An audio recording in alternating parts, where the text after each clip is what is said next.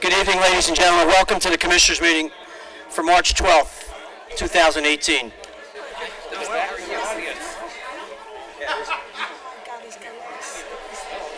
that on? Can you hear it? Just let her know Phil. Yeah, no. Mr. Gentili, would you please call the roll? Send me that email. Yeah, thank you. Certainly. Mr. D'Amelio. Present. Mr. Oliva. Here. Mr. McCluskey. Here.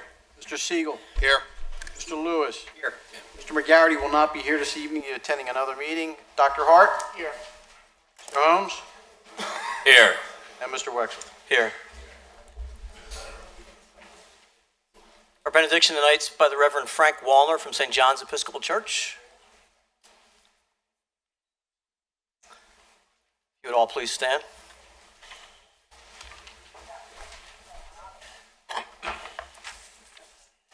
Let us pray. Almighty God, our Heavenly Father, send down upon those who hold office in Haverford Township the spirit of wisdom, charity, and justice, that with steadfast purpose they may faithfully serve in their offices to promote the well-being of all the people of our community.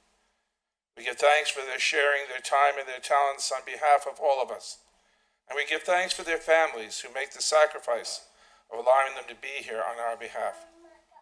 Finally, we ask you to bless all who work for the good order of Haverford Township, in the township offices, our police, firefighters, emergency services, those who provide for our recreation in parks and playgrounds and in the library, those who protect our health by keeping our streets clean and safe, and those who provide for the education of our children. May all of our citizens show due appreciation for their diligent work on behalf of us all. And Father, we ask you to bless us and keep our community of Haverford Township, to lift up your countenance upon us, and to give us your peace this day, forevermore. Amen. Amen. Chief? Pledge allegiance. The flag of the United States of America, and to the republic for which it stands, one nation, under God, indivisible, with liberty and justice for all.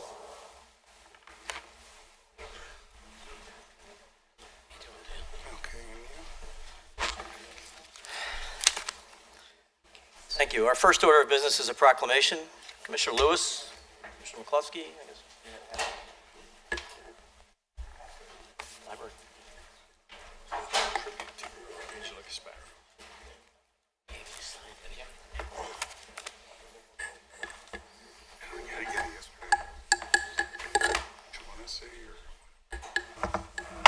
Commissioner McCluskey is going to join me. I'd ask members of the Gasparo family if they would like to come up and join us. Well,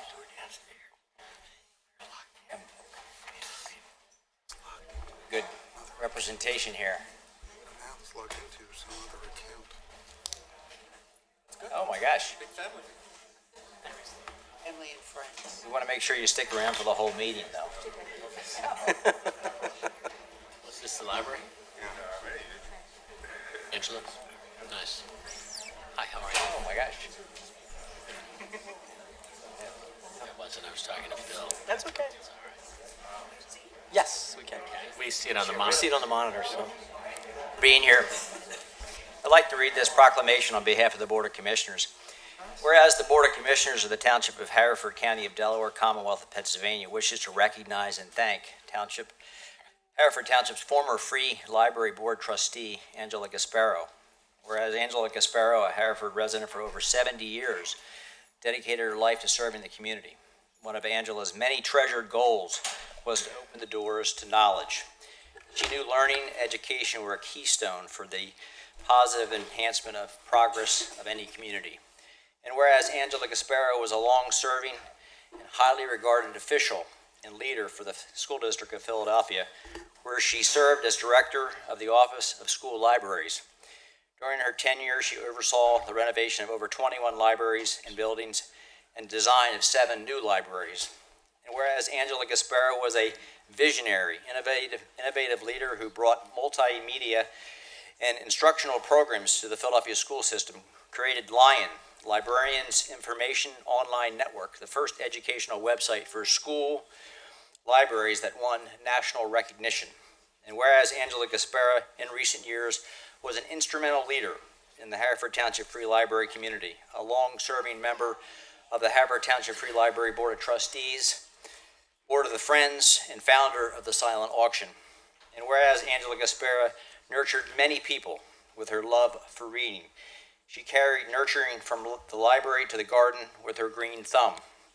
As a master gardener, she loved beautiful plants, flowers, and gardens, was co-creator of the garden tours for Haverford Township, among other horticultural contributions.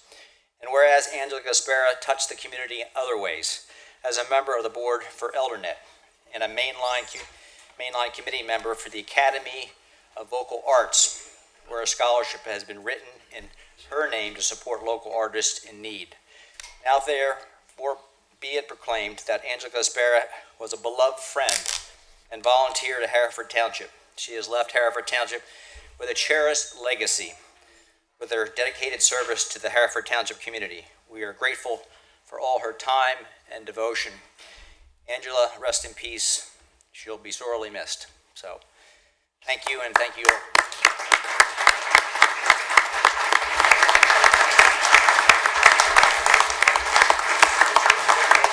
Finally, it's proclaimed this 12th day of March 2018 by the Township Haverford Board of Commissioners, William Wexler, President, and Larry Holmes, Vice President. So I don't know if anybody from the family wants to just say a few words and try to limit it to just a few words if you. Good evening. My name is Lynn Lecter, and although it's been 7 months, it's shocking almost to be standing here talking about my dear friend in the past.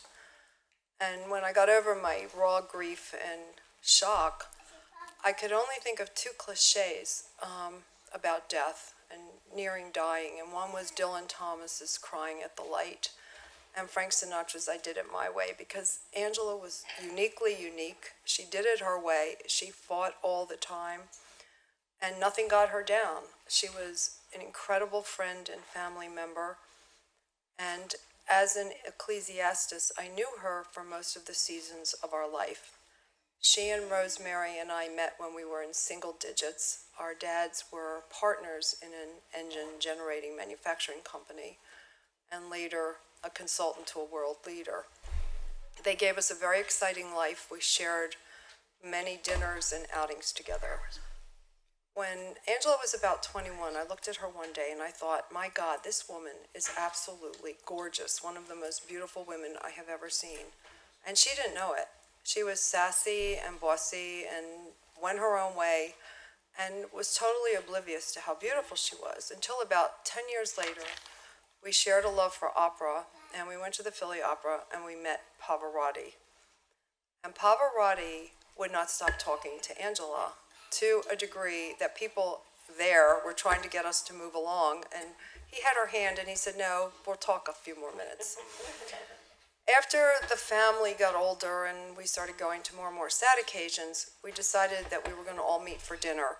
And so Rosemary and Angela and Tosh Duff, a dear friend, started meeting, and we would close the Thai restaurant in the Wayne Center down with our bottles. I guess I can say this in a public place. We had bottles of vodka and jars of olives and bottles of wine, and we would just tell stories and laugh, and Angela was always full of life. And so now we're at the end. All I can think of is that Angela's up there looking down at us, probably criticizing what we're doing tonight, telling us maybe we should have done something different, and I'm sure she's organizing everyone around her. And I want to thank you for the privilege of talking about my dear friend.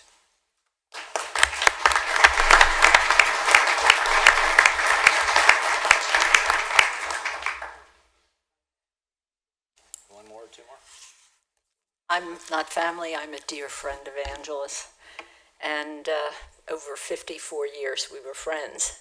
And so the way I knew Angela is not the way you described her. So I wrote a letter to Angela. Dear Angela, a part of my life is vacant without your outrageous, contagious verbosity. A part of my life is vacant because telephone calls will no longer bewilder me, humor me, or amaze me. A part of my life is vacant because your loved adventure and life was intoxicating. We did so much over our 54 plus years. Remember our cooking lessons in Washington, D.C. Remember our trip to Italy, our yard sales, our trip to Alaska, our tomato contests, and our gardening, books, our discussion about politics. A part of my life is vacant because I no longer have you in my life to make memorable memories. Nothing was ever off limits, for you always had an opinion. The aprons you made me and my first husband Charles years ago, the wineries of California and South Jersey, the seagulls in Oregon, Chinatown and San Francisco. Oh my God, I am so happy and that our paths crossed in Roach and O'Brien's 54 years ago. Our holiday meals with our families together were anything but ordinary. And I will remember you always with love and sadness, because I won't hear that resonant voice of yours until we meet again.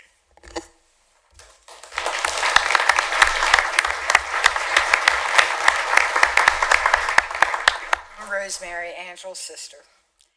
I am going to read, I'm going to read what I have to say. Angela really loved Haverford Township. This is where we both grew up. She became a librarian and later promoted as library director of all the libraries in the Philadelphia School District.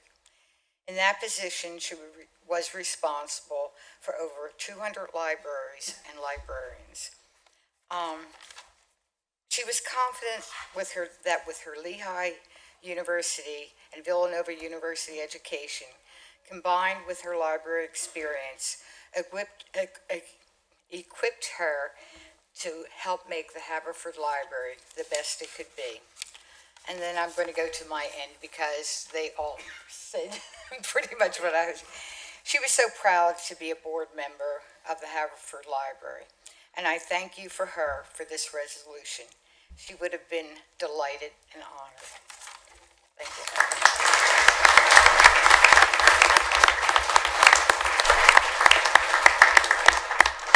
You want to get a quick picture? I don't know where to do that. Zoom lens. How do you want it? Who will give this to the sisters? Yes. Sister Rosemary.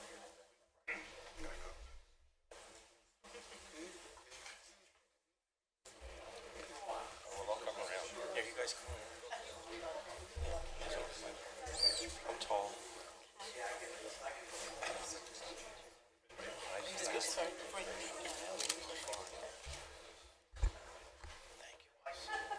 Sure. You're welcome.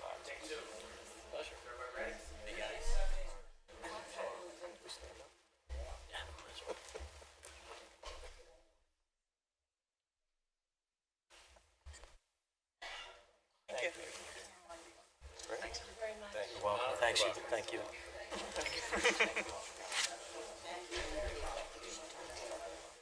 Thank you.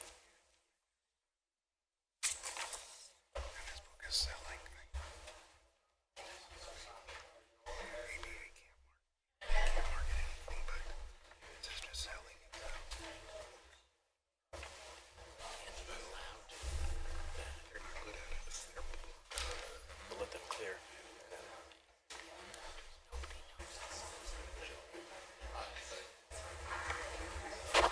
We didn't tell you had to stay for the meeting?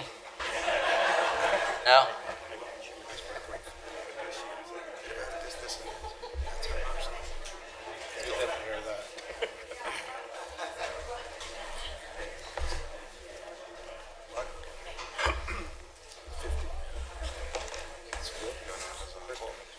First time you've been in the meeting?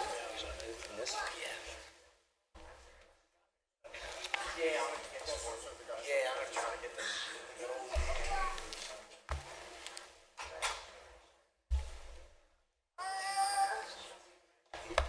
At this time, I'd ask the Chair of the Civil Service Commission, Ms. Bacella, to come forward.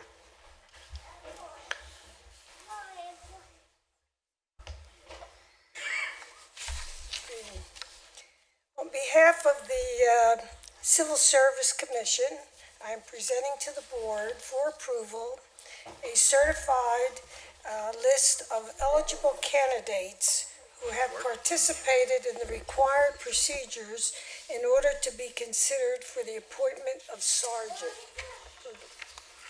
Thank you. Approved by the board. If you want to take a vote. You needed our approval? Pardon me?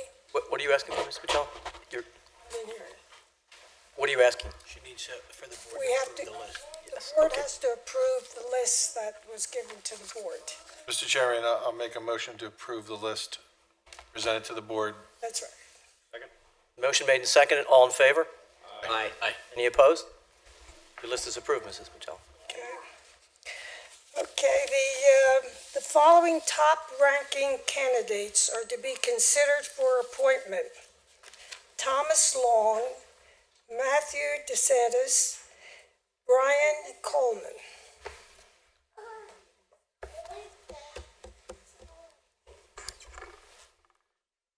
Thomas Long, Thomas Long, Matthew DeSanctis, and Brian Coleman. yeah. Weren't you given a list? No, I don't have it. You given a list? At this point, I'd like a motion to promote Thomas Long to the position of sergeant. I'll make a motion to appoint Thomas Long to sergeant. Motion made and seconded by Mr. D'Amelio. All in favor? Aye. Aye. Opposed?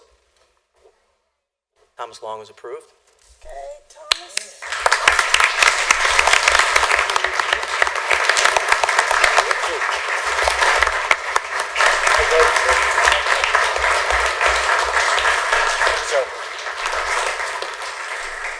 Congratulations, Sergeant. Good luck to you, Tom.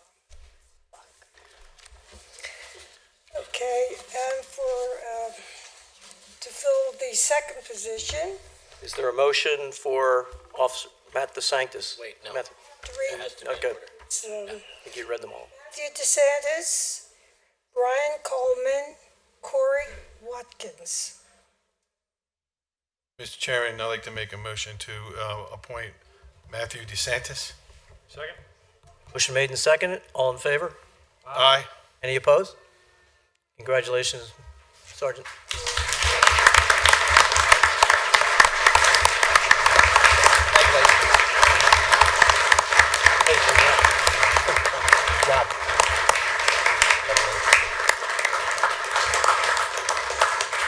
Congratulations. Okay, good luck, Matthew. Chief Viola? Or my back, Commissioners. That's fine. I think it's appropriate that you address your department, not us. EJ, you're first. Come on, your family.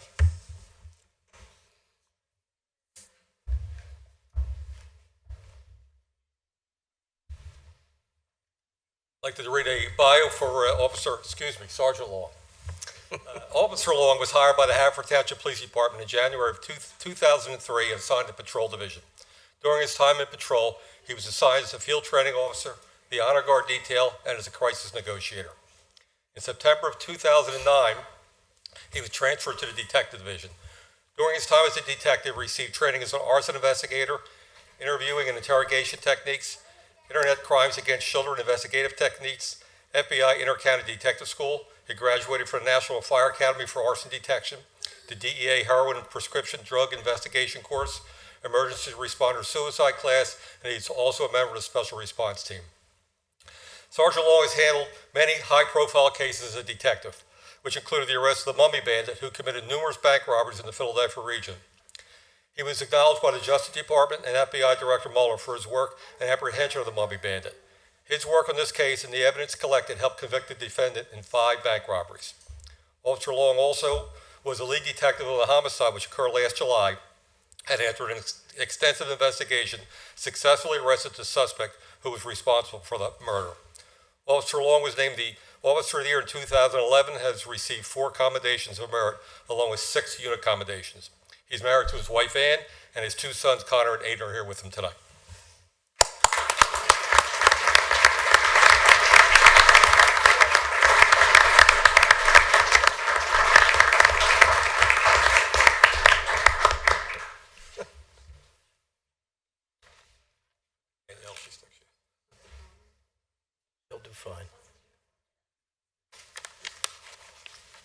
Congratulations. Congratulations, TJ.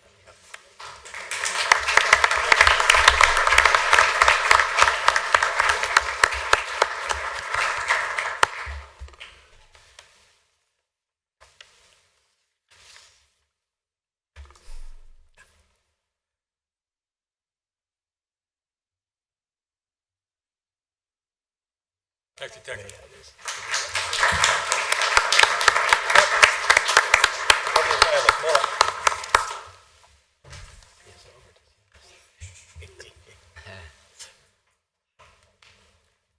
Sergeant Matthew Sanctus was hired by the Haverford Township Police Department in July of 2009 and was assigned to Patrol Division. During his time at Patrol Division, Matt has served as a field training officer, a SWAT operator on a special response team, hazmat operator on a Delaware County Level B hazmat SWAT team, and assigned officer in charge duties in his squad. In 2013, Matt was transferred to the Detective Division for a one-year assignment as a detective. Matt is a graduate of the Villanova Law School and has been admitted to the Pennsylvania Bar.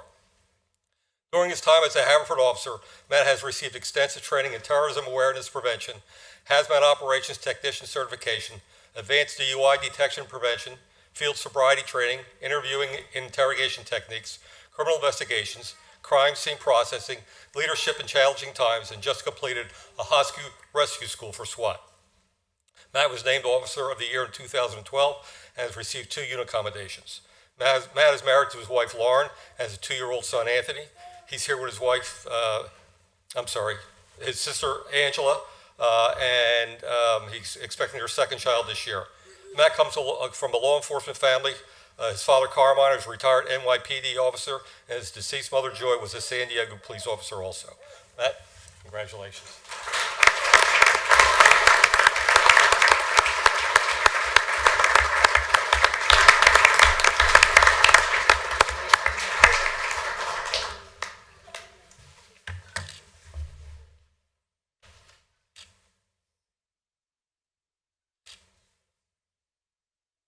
Congratulations.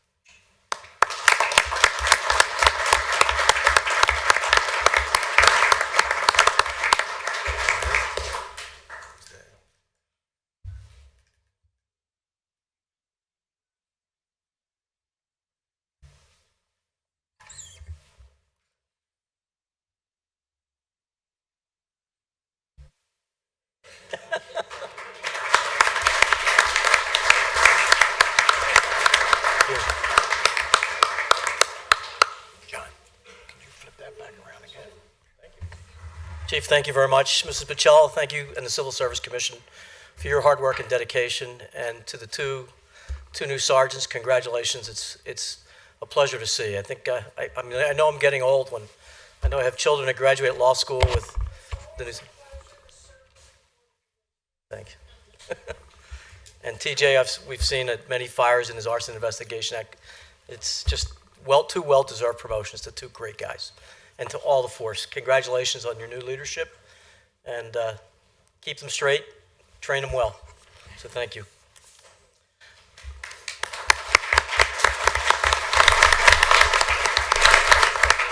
Yeah. We'll give it a second for the room to clear for the officers that probably have something better to do. You want to go out and take a picture with them? You did great.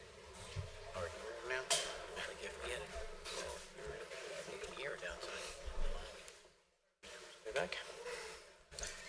Item 4 is appointments. First is Cable TV Advisory Board for a 5-year term. Are there any nominations for this? I know it's been hard to fill. So. Next is the Health Advisory Board. Don't we have to table it? Well, not if we don't actually move it. Right. It's an appointment, so we can. It's Carter for. Win it? It's Carter For the Cable Advisory? for the. Health Advisory?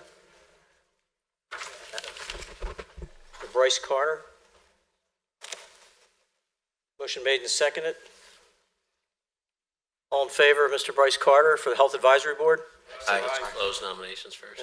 Well, we have another one to do, so we have 2 appointments. We can do, Aye. since your appointments, aye. No opposed. There's a second position for the Health Advisory Board. Is there a second candidate? There being none, we'll table the rest of those appointments for the Health Advisory Board.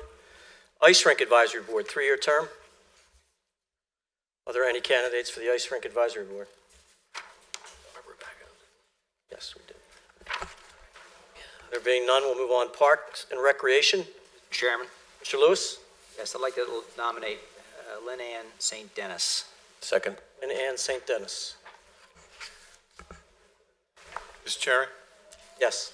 nominate someone else now, or? Yeah, go ahead. We can vote on both of them since they're just appointments. And I'd like to nominate Nicole McLean. Cole McLean. Are there any other nominations? Nominate Brian Long. Brian Long. Second. And Brian Long has been second. Any other nominations? All right, we'll call the roll. 3 candidates for the first position then are Lynn Ann St. Dennis, Nicole McLean, and Brian Long. Mr. Gentili, would you please call the roll? D'Amelio. Wait, what are the, I'm sorry. Lynn Ann St. Dennis. So we're voting on one right now? Yeah, there's 3 candidates for 2 positions, so vote St. Dennis. St. Dennis. Mr. Oliva. Ms. St. Dennis. Mr. McCluskey. Ms. St. Dennis. Mr. Siegel. Ms. St. Dennis. Mr. Lewis. St. Dennis. Dr. Hart. Ms. St. Dennis. Mr. Holmes. Ms. St. Dennis. And Mr. Wexler. Ms. St. Dennis. That fills 1 position. There are 2 candidates remaining for 1 position, Nicole McLean and Brian Long. Would you please call the roll, Mr. Gentili? Mr. D'Amelio. Ms. McLean. I'm sorry? Ms. McLean. McLean. Mr. Oliva. Nicole McLean. Mr. McCluskey. Brian Long. Mr. Siegel. Brian Long. Mr. Lewis. Ms. McLean. Dr. Hart. Mr. Long. Mr. Holmes. Mr. Long. And Mr. Wexler. Ms. McLean. It's 4-4. So hold it till next month. So we'll hold that till next month. We have an odd number. Shade Tree Commission is a 5-year term. We have 2 appointments. Mr. Chairman, I'd like to nominate Doreen Czar to serve on the Shade Tree Commission for a 5-year term to expire December 31st, 2022. Maureen Czar. Any other nominations? Move we close nominations. Close nominations for the Shade Tree is moved. Is there a second? Second. All in favor of Ms. Czar for the Shade Tree Commission, 5-year term? Aye. Aye. Any opposed? Congratulations, Ms. Czar. We'll table the second appointment till next month, or when we need it, I guess. Senior Citizen Advisory Board, wards 1 and 2 still need to be filled. The table mine, Bill? Table for Ward 1, Ward 2, I'm going to go with Jack Doherty. Mr. Doherty. Mr. Doherty is appointed for Ward 2. Congratulations, Mr. Doherty. Mr. President, while we're on the Seniors Advisory Board, Larry, can we ask Gloria to send an email to all the people who are on it about their next meeting? I don't know if they've all been notified of when the next meeting is. Thank you. Absolutely. Any nominations for the Vacancy Committee, 1-year term? We'll table that till next month then. Commissioner Committee updates, item number 5. Mr. President, Mr. Holmes. I have been waiting for information from our pension advisor, and now that I've received it, I'll be sharing it with the Finance Committee. And my goal is for us to have a meeting by way of teleconference sometime in the next week. Thank you. Any other committee updates? Mr. President. Yes, Yeah, Mr. Hart. fire companies have agreed not to use the fire sirens between 10 p.m. and 7 a.m. Oh, that's good news for a lot of people. And all 5 fire companies have agreed to that? So between the hours of 10 p.m. to 7 a.m., there will be no blowings of the sirens from the 5 fire companies. That's good progress, I guess. I know there's some opposition on the fire company side, but I think that's a good and gracious move on behalf of the Bureau of Fire and all 5 companies. Can I ask what, just because of modern times being that they can be reached other than an ear-shattering siren? Well, yes. I mean, all our volunteers have state-of-the-art communication equipment. But speaking on their behalf, there's a lot of times they come home from work and they don't always have their pager with them. They could be out cutting the grass, doing yard work, especially in the nice weather. And so during the day, that's where we're asking for, they would like to still be able to blow the sirens. It's at night when everyone is in bed. During those hours, they all agreed, all 5 fire companies agreed that they would do it a uniform approach. And we're not likely to miss people in the middle of the night. No. Their phones will ring, Pagers will go off. I think Bon Air, in particular, since it's in a neighborhood, it's sort of warns the kids that the trucks are going to be coming out soon. So, Right. I'm well familiar with that one. Okay. Any other committee updates? Mr. President. Mr. Siegel. First, last week, the Township Property Committee met, and we are going to be hiring a consultant to help us do some initial examination as to the future of the Township building and the Quatrani building. And we'll report back once we have, more definitive information. Great. And second, if I may, this doesn't really qualify as committee business, but I've done this for years. I just leave the board. When I publish a new book, I generally present a copy to the library if it is not something that's so legal specific. And I'm pleased to, if I could, I know we have the librarian and the president of the board. The latest book that I published a couple of months ago, The Ultimate Guide to Adobe Acrobat, which hopefully I can present as a program also at the library for residents because it's the most popular program of its type. Thank you. My pleasure. Thank you, Rochelle. On behalf of the library, it's Rochelle Nocito, the librarian, head librarian, and Phil Goldsmith, the chairman of the board of the library, president of the board of the library. Great. Any other committee updates? Now we'll have the township auditor update. Mr. Anderson.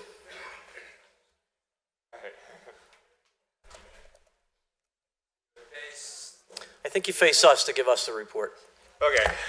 It's a little bit easier, I guess. All right. I reviewed the township disbursements and expenses. Everything looked good, and all my questions have been answered to my satisfaction. In addition, when I look at the expenses next month, I won't be surprised if there's a spike in payroll due to all the overtime that the township workers had to put in to clean up all the storms. I personally owe them a big thank you for all the work they did to clean up. That was a big, big job. I think we all owe them a debt of gratitude, especially the tree crew and the snow clearing crew. So much work. It's a mess. Right. Thank you, Mr. Anderson. Now we move to the citizens forum for our registered speakers. Our first registered speaker is Vori Uric. Here. Yes, you come up to the podium, please.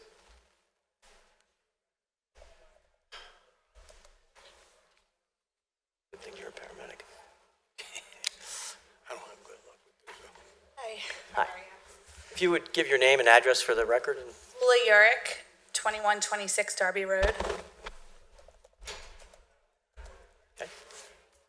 Hi, I'm here tonight, and several of my neighbors are here as well with me, and my business partner and my landlord, in reference to the parking issue that's happening in the Oakmont District parking area. Okay. So tomorrow marks our 12-year anniversary of our business, and in 12 years, we have not, Velour Hair Salon. Okay. In 12 years, we have not had a parking problem that we are having now and that we're facing now. And it started 4 years ago when Brick and Brew came, but then Crossbar opened at the same time. That's when it started to get more congested in the area. And then Crossbar got their own parking lot, so we were like, oh, we're relieved. And then all of a sudden, Town Tap came, and it is awful. People are double parking in front of a firehouse. People are parking in the fire, like no parking zone. Neighbors are slashing tires of people that are parking in front of their houses. Cars are getting eggs. Our customers are getting threatened. They said, You better not leave your car here because it might not be here in the same shape when you come back. I've had 7, because we're keeping track, clients cancel saying they've been circling for 15 minutes, they can't find parking, so they're gonna cancel their appointment. So we're scared because we're like, what's gonna happen? So I contacted our commissioner and I contacted Officer Larry Howard, who also is in charge of the parking meters and everything. And he said that for the lot back there, they also give out permits. So there's 30 permits issued to that lot, but only 38 spots. So now people are paying for permits and then they're coming and they can't park for a spot they paid for. So we have a huge issue. And so a couple of suggestions that we were thinking is that maybe we can do angle parking in the front and that we could do a parking garage maybe in the old township building. We need something. We need to see a light at the end of the tunnel. And then on our strip, there's a vacant spot that's now in the process of becoming a coffee shop with light fare. So that's gonna take up more parking. And we love that the township is thriving. I live in Broomall, I don't live in Havertown, and I looked in Havertown. But I love that the township's thriving. We're just scared that our business isn't gonna make it. And our neighbors are as well. Like, we can't keep, I keep like moving people's cars. Like someone stand in the street if a client's leaving. So we're just really nervous and we really want to see if there's a resolution that we can come to. Thank you very much. We'll address the comments at the end after the registered speakers speak. Our second speaker is Alexandra, and I'm not even going to take a shot at the last name, so. Muzitros.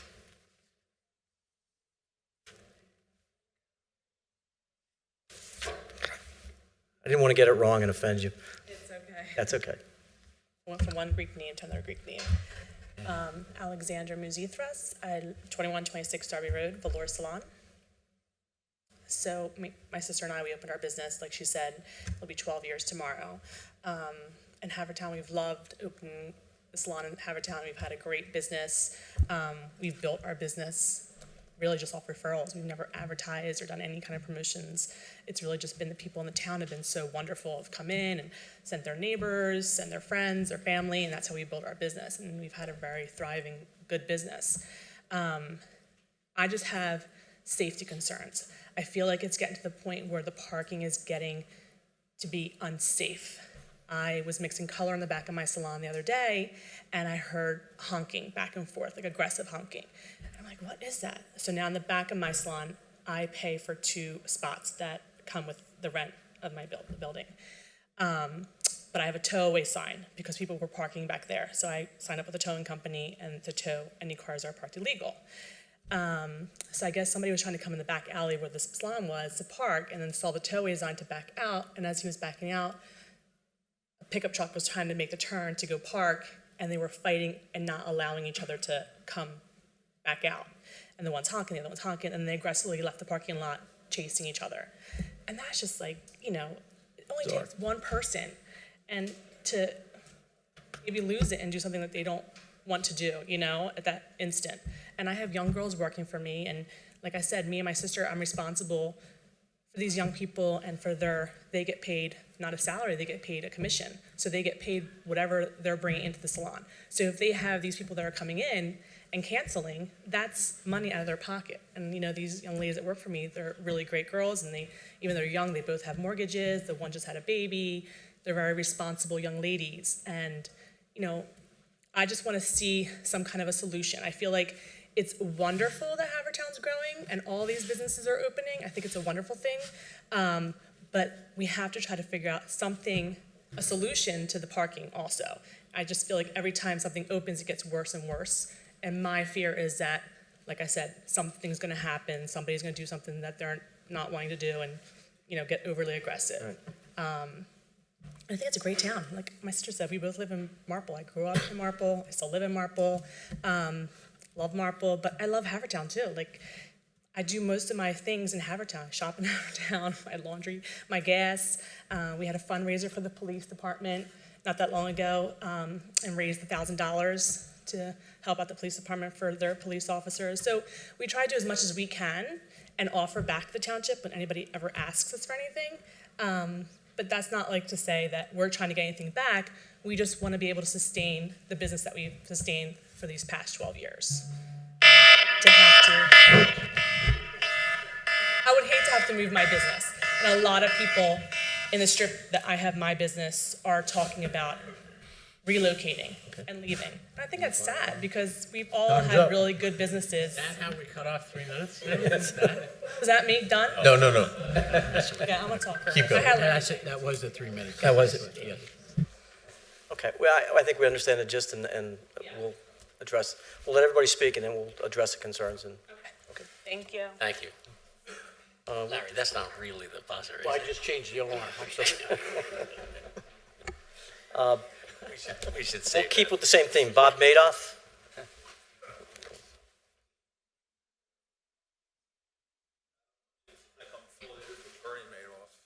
Oh, No. no fear. Differently, my name is Robert Madoff, and I'm from 102 Diane Drive in Broome Mall. And basically, I have two things I'd like to address, and the first thing, again, is the parking. I guess that's Ward number 3. And I've taken a walk. It's like a block and a half's worth of, problem. And the sidewalk from the shops out are like 3 wide, wider than any sidewalks in Havertown. Really a lot of room. The center sidewalk is the sidewalk that accommodates all the gas and the water shutoffs. So the sidewalk that's closest to the street, that section, and this is just something for consideration, if that was to come out and they were to, put a curb in there, put angled parking, you've got 18 spaces there. This might create about 35 spaces. It's a good fix. It's not an expensive one. My nephew is a contractor, and we have spoke about this as far as what the expense would be. It's not that bad, but that's for you guys to decide.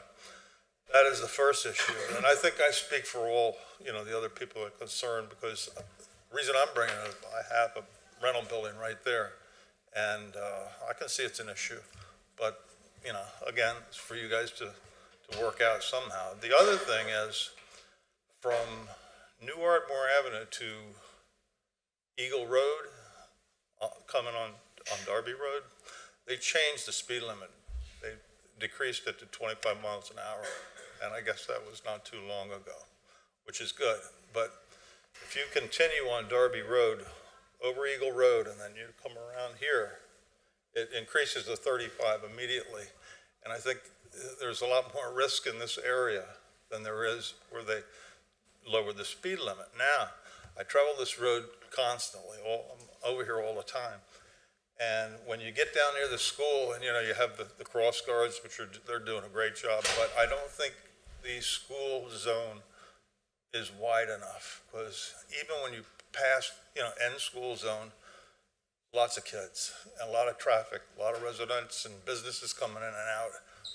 Just some, consideration to maybe lower the speed limit from Eagle Road, as you did before that, all the way to, I'm gonna just, maybe Darby, or, Manoa Road? Manoa Road's here, and probably. Yeah, because the kids are still walking, and there's no, No, I agree. We have residents all the way down to Westchester Pike, so. I think it might be a good idea, but that's my opinion. But those are the two issues that I just wanted to present. Thank you very much. Thank you. The last speaker registered for parking is Mark Singer.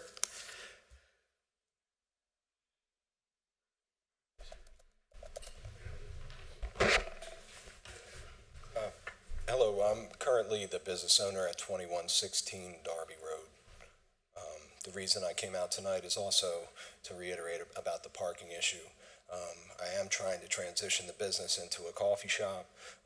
We've now had 2 zoning board hearings about a variance to make that more suitable to what we're doing there. And I thought this would be a good opportunity, because I feel like the other businesses on my block and I are in the same boat regarding parking moving forward. It's a small section of businesses there that are, seemingly doing well, and we just, would like to support that with the amount of parking that's needed as the businesses are thriving. Because what's kind of taking place is that the Brick and Brew and the Town Tap are just dominating. You know, you got 20 businesses, but the parking's dominated by 2.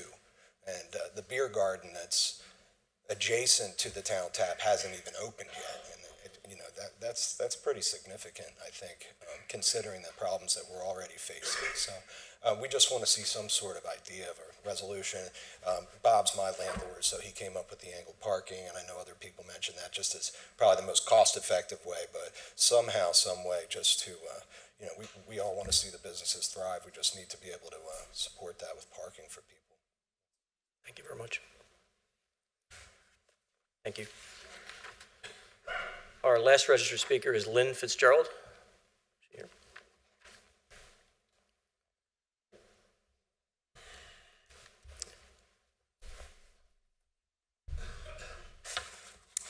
Hi, my name is Lynn Fitzgerald. I live at 2114 Chestnut Avenue.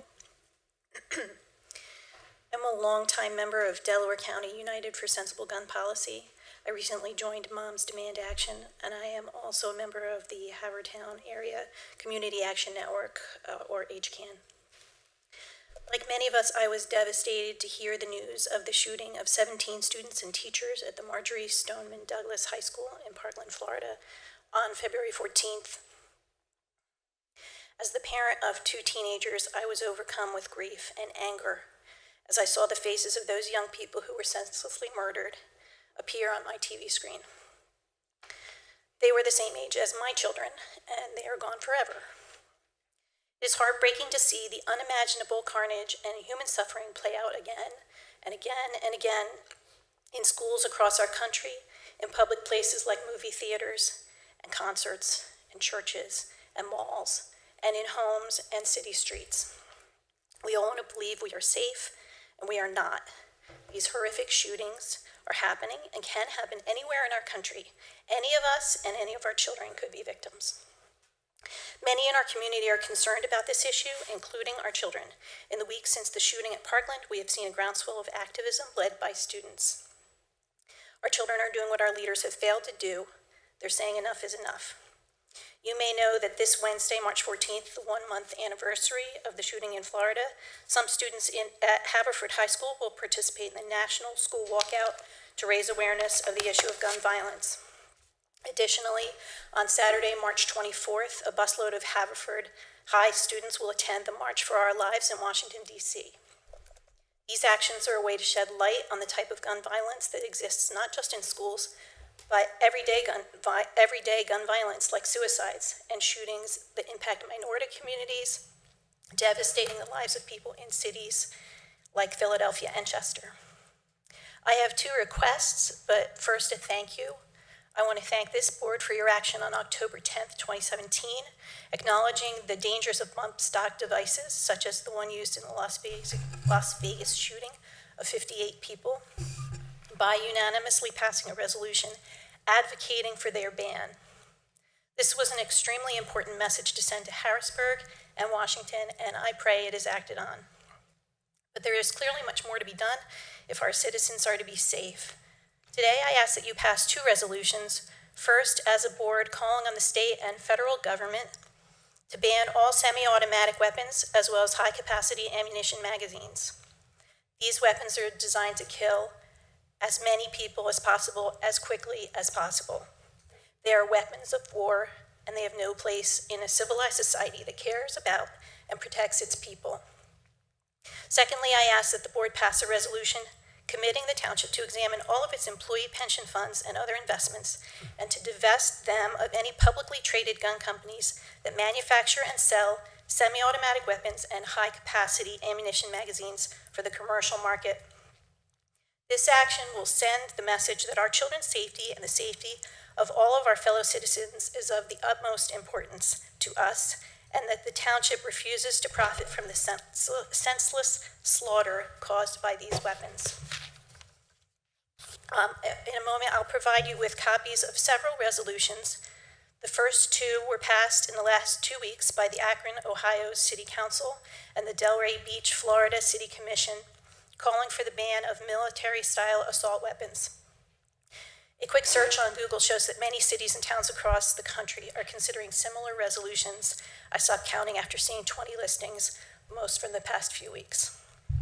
The third document is a copy of Media Borough's 2014 resolution, in which they declared divestment of all the borough's financial holdings in companies manufacturing semi-automatic weapons and magazines. I urge you to review these and consider passing similar resolutions to make a statement to our young people and all of Haverford Township that above all, we value human life and a peaceful, violence-free community. Thank you. Thank you.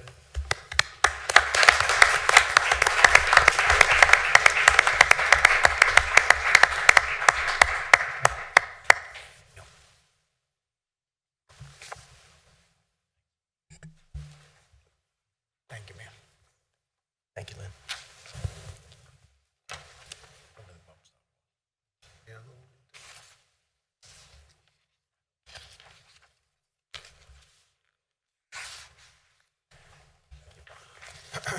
Thanks. That concludes our list of registered speakers who are able to speak on any topic.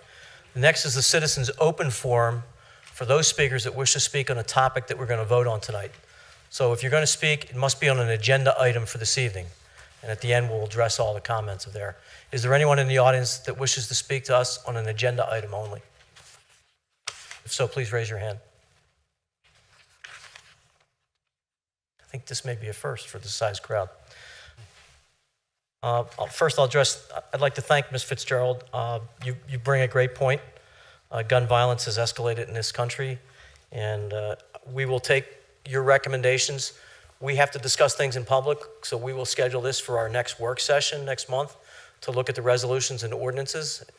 We'll discuss that in public, and then the following meeting, we would then put on the agenda any resolution, ordinance, or official action that we would have to take as a township to do that. But we will discuss it in public to do that. But that way every commissioner gets a chance to voice his or her opinion, and at the work session, and where we have a better forum for discussion than the voting meetings that we have this evening. Thank you for pointing out. Yes, Mr. I want to say something real fast.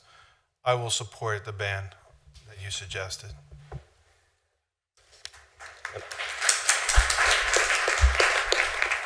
So, Mr. President, we will, since the Finance Committee is getting together, we will address this resolution regarding divesting townships' investments, whether it's the Finance Committee or the Pension Committee. We'll get them together to discuss this. That may be something that doesn't require board approval, but just needs some cover. But I think if both those boards and committees bring to our attention how we are invested, what we are invested in any of those companies, so that we can make an informed decision. Sure. Well, what I can tell you that we're not none of our investments are directly in particular companies. Right. We don't have 1 million shares of GE. We have, mutual funds. We own funds that are made up of different assets. But there's certainly assets out there that are available. There are a variety of different areas where people like to divest, and this is certainly one that has gained popularity in the last several years, and frankly in the last several weeks. So we will look at it closely, and if it's a close call, it's better to divest than not. Thank you. On the subject of parking, I know that Mr. McCluskey has been more intimately involved than any other commissioner in this subject, but we are.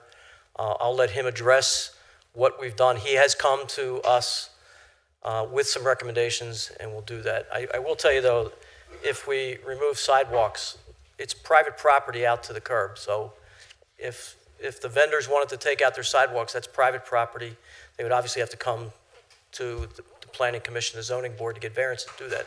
So that really would not be a township expense to remove the sidewalks, because we can't take private property, but we can assist you with planning, some design and zoning changes that would have to occur if you wanted to remove a portion of your sidewalk. So, but that is, again, it's just like our homes. We own out to the curb, so the business owners, that's private property. But Mr. McCluskey, I'll let you address. Can I just, just to jump in on that, the other issue that would have to be considered to remove the sidewalk in terms of parking is Darby Road is a state road. So there, I assume, Larry, there'd be a whole process, and we talked about this the other day. There is, and we have looked at doing that at other locations, and the state has turned us down, so I don't think that would be, I can't speak for the state, but we did it a few years ago on another state road. We looked at possibly doing angle parking, and they said no.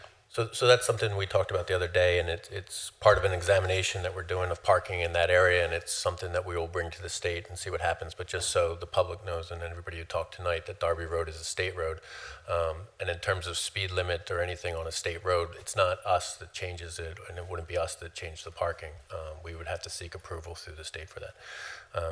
Let me, if I can, Mr. Wexler, just to talk about the parking in that area, because it has been a difficult situation for businesses and residents.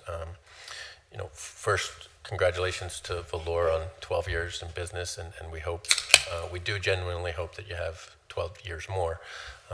I know that it's not just the businesses that came here tonight. There's other businesses and certainly other residents who have contacted me to discuss parking, and it has been a challenge. And it's an issue that is common for our township, because we have a township that was built a long time ago, and there's just too many cars. But we are, just to outline, and some of this I will have already said to you on the phone, so I apologize for repeating, but just now that we're in public, I can say it to everybody who's here and everybody who's eventually watches this on TV. In an effort to address some of the parking concerns that we've had, the township in our old building has completely taken down all the no parking signs, repainted the lines within that to assure that there's as many possible spots in that area in the old township building. It's all free. We've encouraged all the businesses on Darby Road and on Benedict and in the surrounding area that if they could have their employees park in the old township building lot, that'll certainly open up more spots within the business parking. That lot that is behind that area on Darby Road is designed as a business parking lot. So we want customers to park in that lot for our businesses. One of the things that has been brought to my attention is this concept of the permits for the lot. I have talked to the township manager, and anybody who has a permit that would be willing to park in the lot for free at the old township building can turn the permit in, and they would be reimbursed at a prorated basis. So we would encourage anybody who has a permit and is an employee, or any employers who have employees that have permits, to consider parking. The township building is, I've walked it to that business strip multiple times over the last month. It's a block to a block and a half away. It's not that far. And one of the things we're going to examine is if people are parking there, do we need to put up paint a crosswalk across the way to make that safe? But those are all things that we'll consider. To the parking lot that is directly across from the town top, that is a public parking where it has a row of meters. That is not one of the public parking lots that we updated to remove the meters, but we have our township engineer, and we spoke about it again tonight, is examining that parking lot to see if we've removed the meters, to see if we reconfigure how the spots are, if that we can fit a few more spots in there, and we will try to do that. We're also looking at, in terms of the timing of the meters in that back lot and the timing of the meters along Darby Road. We're trying to consider all possible options to increase the parking. As Commissioner Siegel talked about, the old township building and the Quatrani building is currently being debated as to what we should do with it. Certainly any consideration for that property, public parking, will be something that I would certainly push for, and I would hope to receive the support of my fellow commissioners for, because that business district in the Oakmont and along Darby Road is sorely in need of parking. I will just say that in addition to the business owners that came tonight, there were several residents who I've talked to in the surrounding areas on Benedict, on Bellamede, on Turnbull, and we have heard the concerns of parking, and we're trying to address it the best way we can. There has been extra police enforcement in that area. We've put up additional signage. There has been ticketing that has gone on in the area. I would like to clarify, just because Mr. Singer brought it up, the concept and the rumor that has been spread about the beer garden. So everyone has the context. The town tap took over a restaurant that was zoned commercially the Nays Cuisine, and they moved in and they built a restaurant at the town tap. So no application was made to the township for approval at any time. The building next door was zoned commercial, but it had a house on it, but it has always been zoned commercial. So in that area, my understanding is the plans are to put an outdoor dining area. But again, it was zoned commercial, so there was no variance applied for through the township. So none of this has been via application of the township. There were no zoning hearings or anything like that. The term a beer garden, in many of the people that I've talked to, especially many of the residents, conjures up images of something that is not allowable under our ordinances. For last year, by direction of Commissioner Oliva, regarding similar issues in terms of an outdoor bar area, this board passed an outdoor dining ordinance that would apply to Town Top or any other business that wants to operate an outdoor dining area within our township. It's all table seating. It's essentially taking what, because we're talking about that area, it essentially takes what the Crossbar and the Brick and Brew have on the sidewalks now and places it next to the restaurant. That's what would be allowed. There will be no live music. There'll be no additional lighting. It can't take up that whole lot. It has to be 50 feet from the property line in the rear. No disposable silverware, no disposable plates. It's all it's outdoor dining, and that's what will be allowed. For those who want to reference it, it's in our code under 182-73, outdoor dining. And because it is there is a house in back, that would have to shut down at 9 o'clock each night. So the images that I know have been going on around in some of the streets, once people understand, hopefully they understand that the ordinance will be enforced, and it's not the term of what a beer garden necessarily is. It's taking tables and placing it outdoors, just as already exists in other portions of the township. There were similar issues in terms of spillage into the neighborhood with the Crossbar and Brick and Brew when they came in, and there were similar issues with the Oakmont when that moved in farther up in the 3rd Ward. We're hopeful that some of the parking will resolve with time and as people become more used to the patterns, but we also recognize that this has created an influx of cars into the neighborhood, and we will continue to try to take steps to provide different parking opportunities, such as we have at the old township building, but also to examine that lot and to examine timage of the meters. We're also examining other ways that we can assist the businesses in terms of increasing parking for their customers so that nobody's driving around for 15 minutes and then canceling their appointments. I don't have all the solutions tonight, but we're going to continue to work on it. I will just say, we want new businesses to succeed. We want old businesses to succeed. And at the same time, we want it to not impact our neighborhoods too adversely. But as we have said many times on this board, this township does not have the open space of Chester County. There's not going to be any expansion of property. In terms of our taxes, we need to increase, not decrease, the amount of business revenue we get from taxes in the business community. So we need to find the balance of supporting new business and supporting that change, but also protecting our neighborhoods and protecting the old businesses as well. Thank you. Mr. Chairman, I want to thank the Commissioner for his efforts there. I'm wondering, I'm looking at, I am concerned about the businesses, the long-term businesses that have been right there on Darby Road, right past the Brick and Brew. And I'm looking at it now on the map. I'm wondering if maybe we can reconfigure this area for angle parking. Is it possible? That's what the committee's investigating, right? Looking into that? And then West Benedict, there's no parking there. Maybe on one side we can allow some parking there. Is that possible? Well, the challenge is there's also the fire station there, so we need to make sure there's, with the parking on Darby Road, as I said, there's some challenges in terms of sidewalks being property owners like Mr. Madoff who spoke. It's not just, the township would not take over sidewalk space. And the fact that it's a state highway. So we're examining what we can petition and what would be practical. In terms of the parking on Benedict, there's some challenges in the sense that across from the firehouse, there's some apartment buildings. So we're examining ways to encourage people who live in the area to not use the commercial lot Obviously, we can't force anybody to do that, but we're examining ways to encourage residents to park in the traffic, because that would prevent people wandering through the neighborhoods late at night. I just want to add that angled parking along Darby Road first of all, it's not allowed by the state, but even if they did allow it, would be dangerous. Imagine backing out of a spot onto Darby Road, backing out that way. It would be extremely dangerous. But the state doesn't allow it anyway, so. I get that. Growing up in South Philadelphia and going back there with no parking, there's so many angled parking there, and believe me, it's worse than Haverford Township as far as danger. Believe me, and they do it.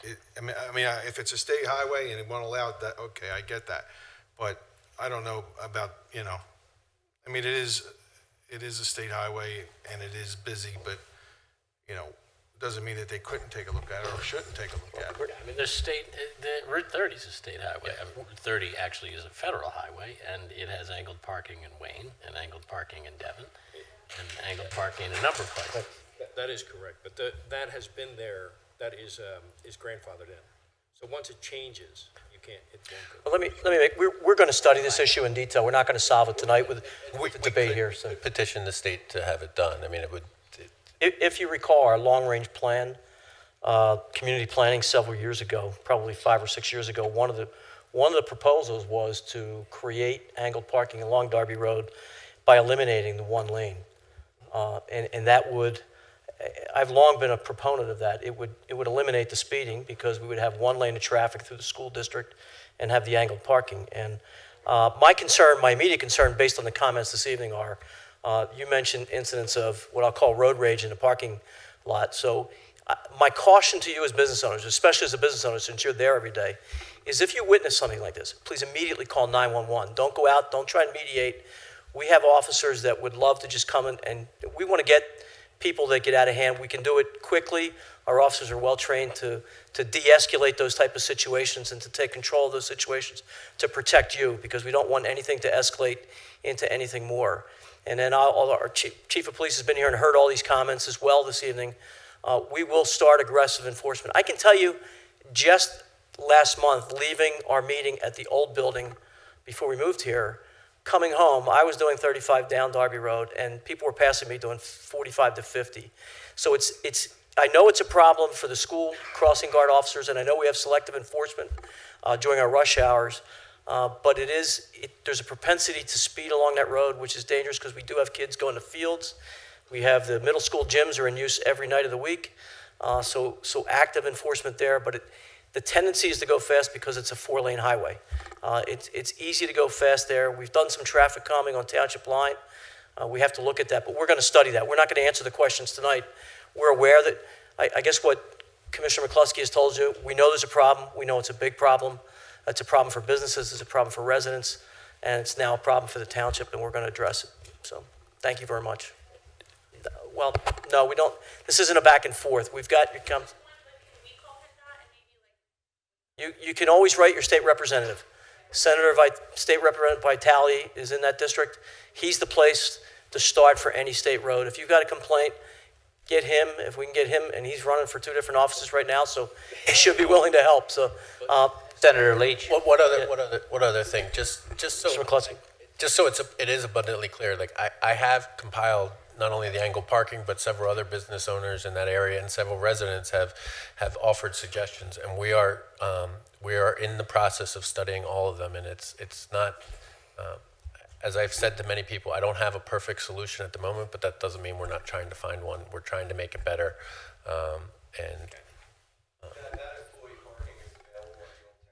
the employee park, and it's not just employee parking. Anybody who wants to park at the old township building can, and it's free. And go ahead. It's parked. It's lined. And what I've said is that I've tried to ask businesses along there who are concerned about their customers not having a place to park, if they and their employees could park in that building. That obviously opens up a spot for customers. It's available now. You can park there now. Okay.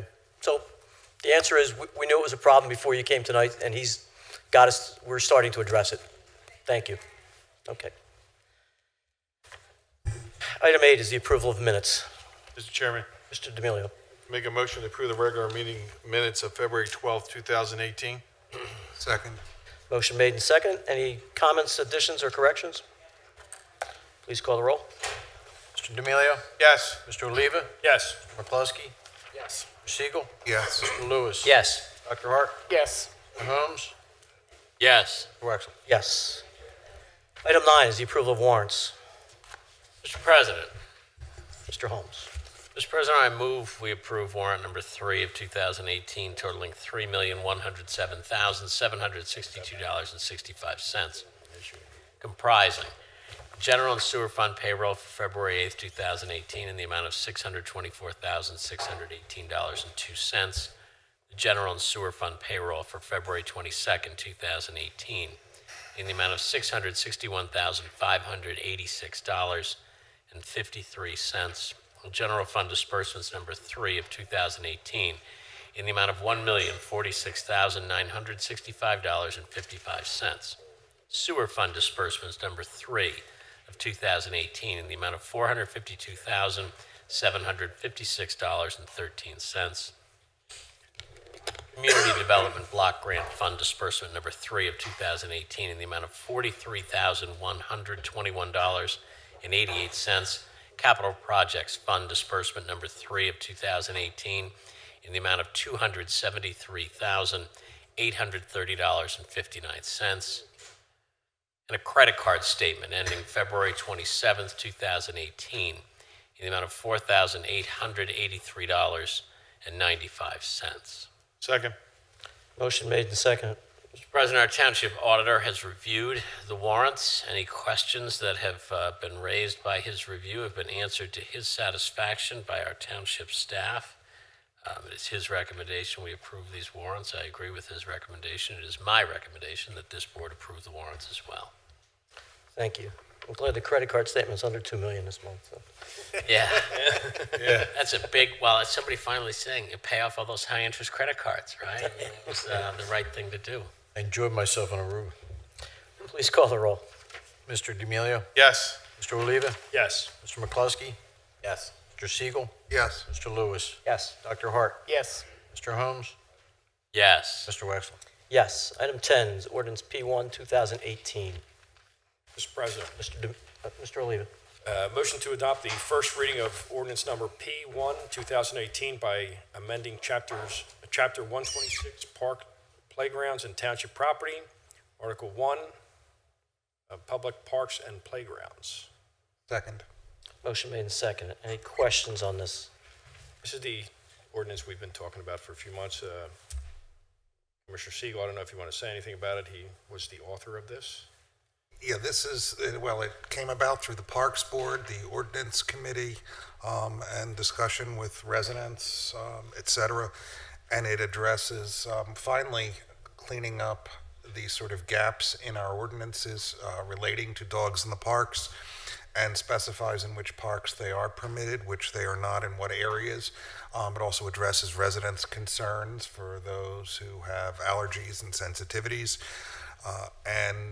It's my understanding that once this is the first reading, but assuming it's passed, then there'll be appropriate signage so that sort of the myths of which parks you could and couldn't have dogs will end, and we'll have a consistent regulation.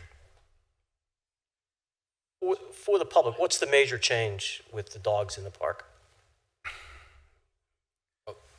This would allow dogs along the perimeter of the parks, away from playground equipment, to allow you to walk your dog in certain parks. There are certain parks where just there's playground equipment, it's too close.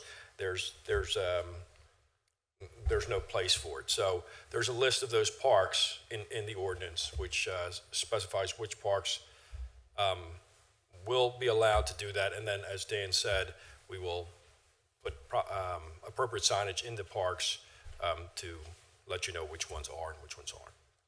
Mr. Chairman, can someone remind me, did we up the fines for this? Didn't we? I suggested the fines be increased. No, Not curbing your dog, or I'm sorry? for not curbing your dog, or for the violation of the ordinance, or both? Both. I do not believe they were adjusted. That's already within. I assume we already have What is the fine fines now for that? Chap, within our parks, this? playgrounds, and township property. I think the fines, it Not confused on says up to fireworks. I was $1,000. if he did increase. Yeah, he's confused with the fireworks. Right, but I also, what is But the that's gonna fine be for funny. the item 10? Do you know? $1,000? There's sort of a general, Yeah, I think we said up to 1,000. That too, right? We did, didn't we? I thought we that was discussed what's that. already in the code. Yeah, but what's helpful here is that our animal control officers were saying how difficult it was to enforce the ordinance or the stat before. So this would actually give them the ability to do so much more easily with violators. Can I just ask a question? If somebody knows the answer to this, why Caracon Field? And we didn't feel that there was a place where you could be off the field to require distance anywhere in the park. You could go down the roadway and in the parking lot. Ideal place for dogs.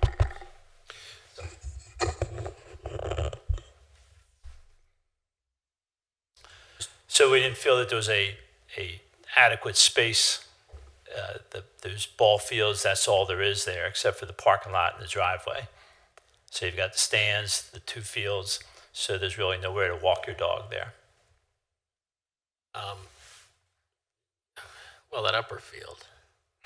Again, it's a ball field. Are dogs prohibited from all ball fields? Yes, that's clearly stated, yeah. Section 3, it's prohibited in or within 8 feet of playground equipment, sports fields, spectator viewing areas, restrooms, concession areas, pavilions.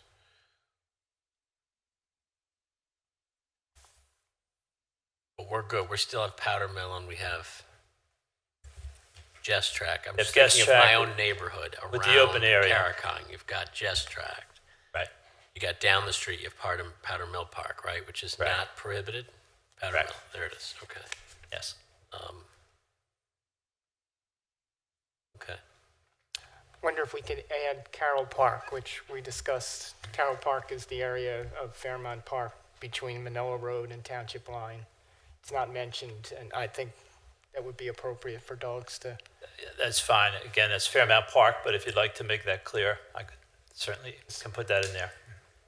Well, if we, between 126 3G is amended now, 1 and 2, is that the exhaustive list of every identifiable park in our town? Yes. Except for the one Doc mentioned? Again, it's under community parks. It says Fairmount Park, so Carroll Park is actually part of that. But some of our parks have double names, but we can certainly clarify that and put that in there.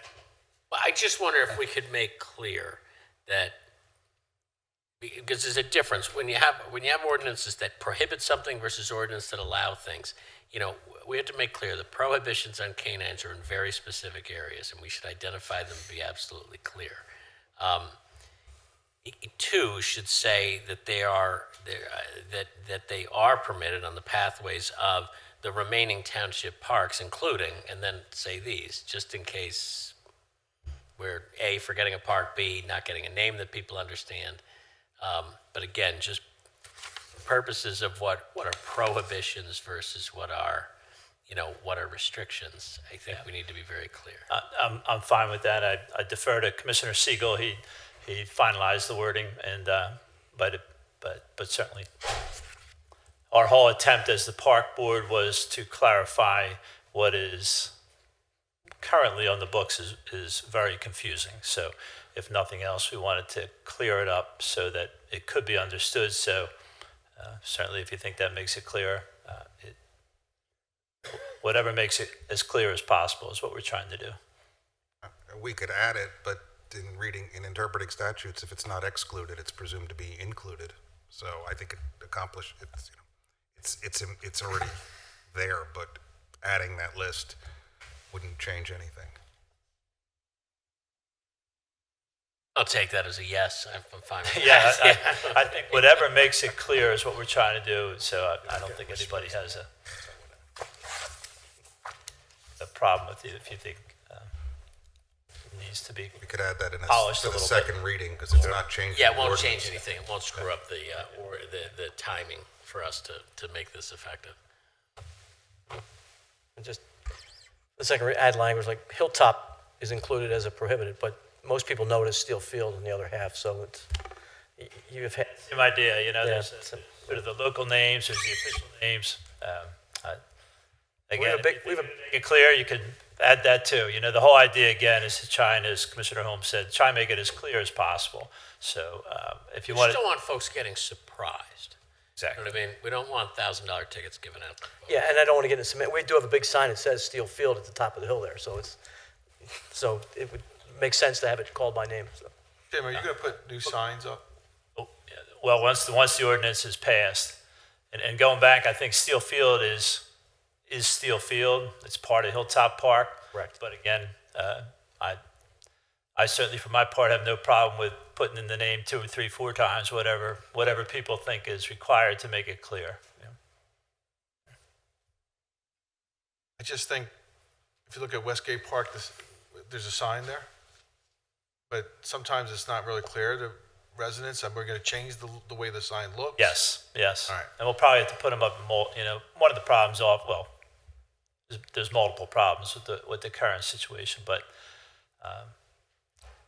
you never want to, or I never want to clutter up a park with too many signs, but at the same time, if you come in one end and the signs at the other end, you don't see it. So that's one of the things we are going to look at is where to try and place the signs so that they're seen without cluttering up the parks. I understand you're concerned about too many signs, but we're talking about a health and safety issue as well, so it has to be clearly defined. Yes. Right. Any other questions or comments? Please call the roll. Mr. D'Amelio? Yes. Mr. Oliva? Yes. Mr. McCluskey? Yes. Mr. Siegel? Yes. Mr. Lewis? Yes. Dr. Hart? Yes. Mr. Holmes? Yes. And Mr. Wexler? No. Item number 11, ordinance P5, 2018. 8th Ward. Hold on. Dr. Hart.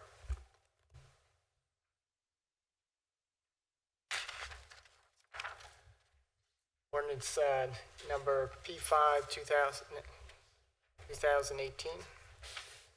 Motion to adopt the second readings of ordinance number P5, 2018, authorizing traffic restrictions on the following highways, special purpose parking in front of 178 Juniper Road. Second? Motion made and seconded. Any questions? Please call the roll. Mr. D'Amelio? Yes. Mr. Oliva? Yes. Mr. McCluskey? Yes. Mr. Siegel? Yes. Mr. Lewis? Yes. Dr. Hart? Yes. Mr. Holmes? Yes. Mr. Wexler? Yes.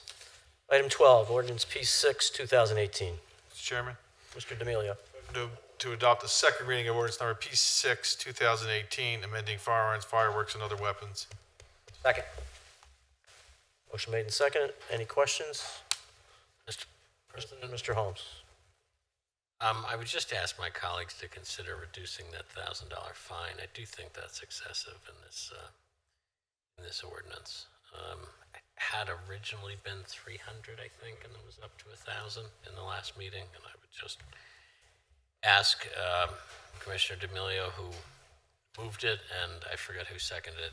Was it Mr. Lewis? It would be Mr. Lewis, correct. Whether they would allow an amendment to take the fine back to $300 or reduce the fine to $500 from 1,000. I'll go to 500. Take it. I think that's fair, I but if, prefer to keep it at 1,000 because the judge is ultimately going to decide it anyway. They're going to cut it back.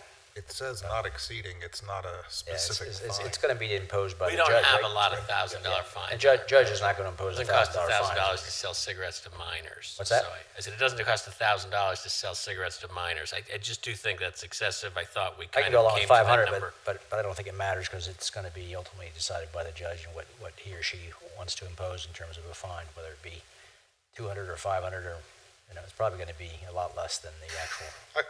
I can only tell you that what we've had on Maryland Avenue in respect to fireworks was pretty bad at one point. I think the chief can attest to that. He was called there several times, and it was pretty dangerous.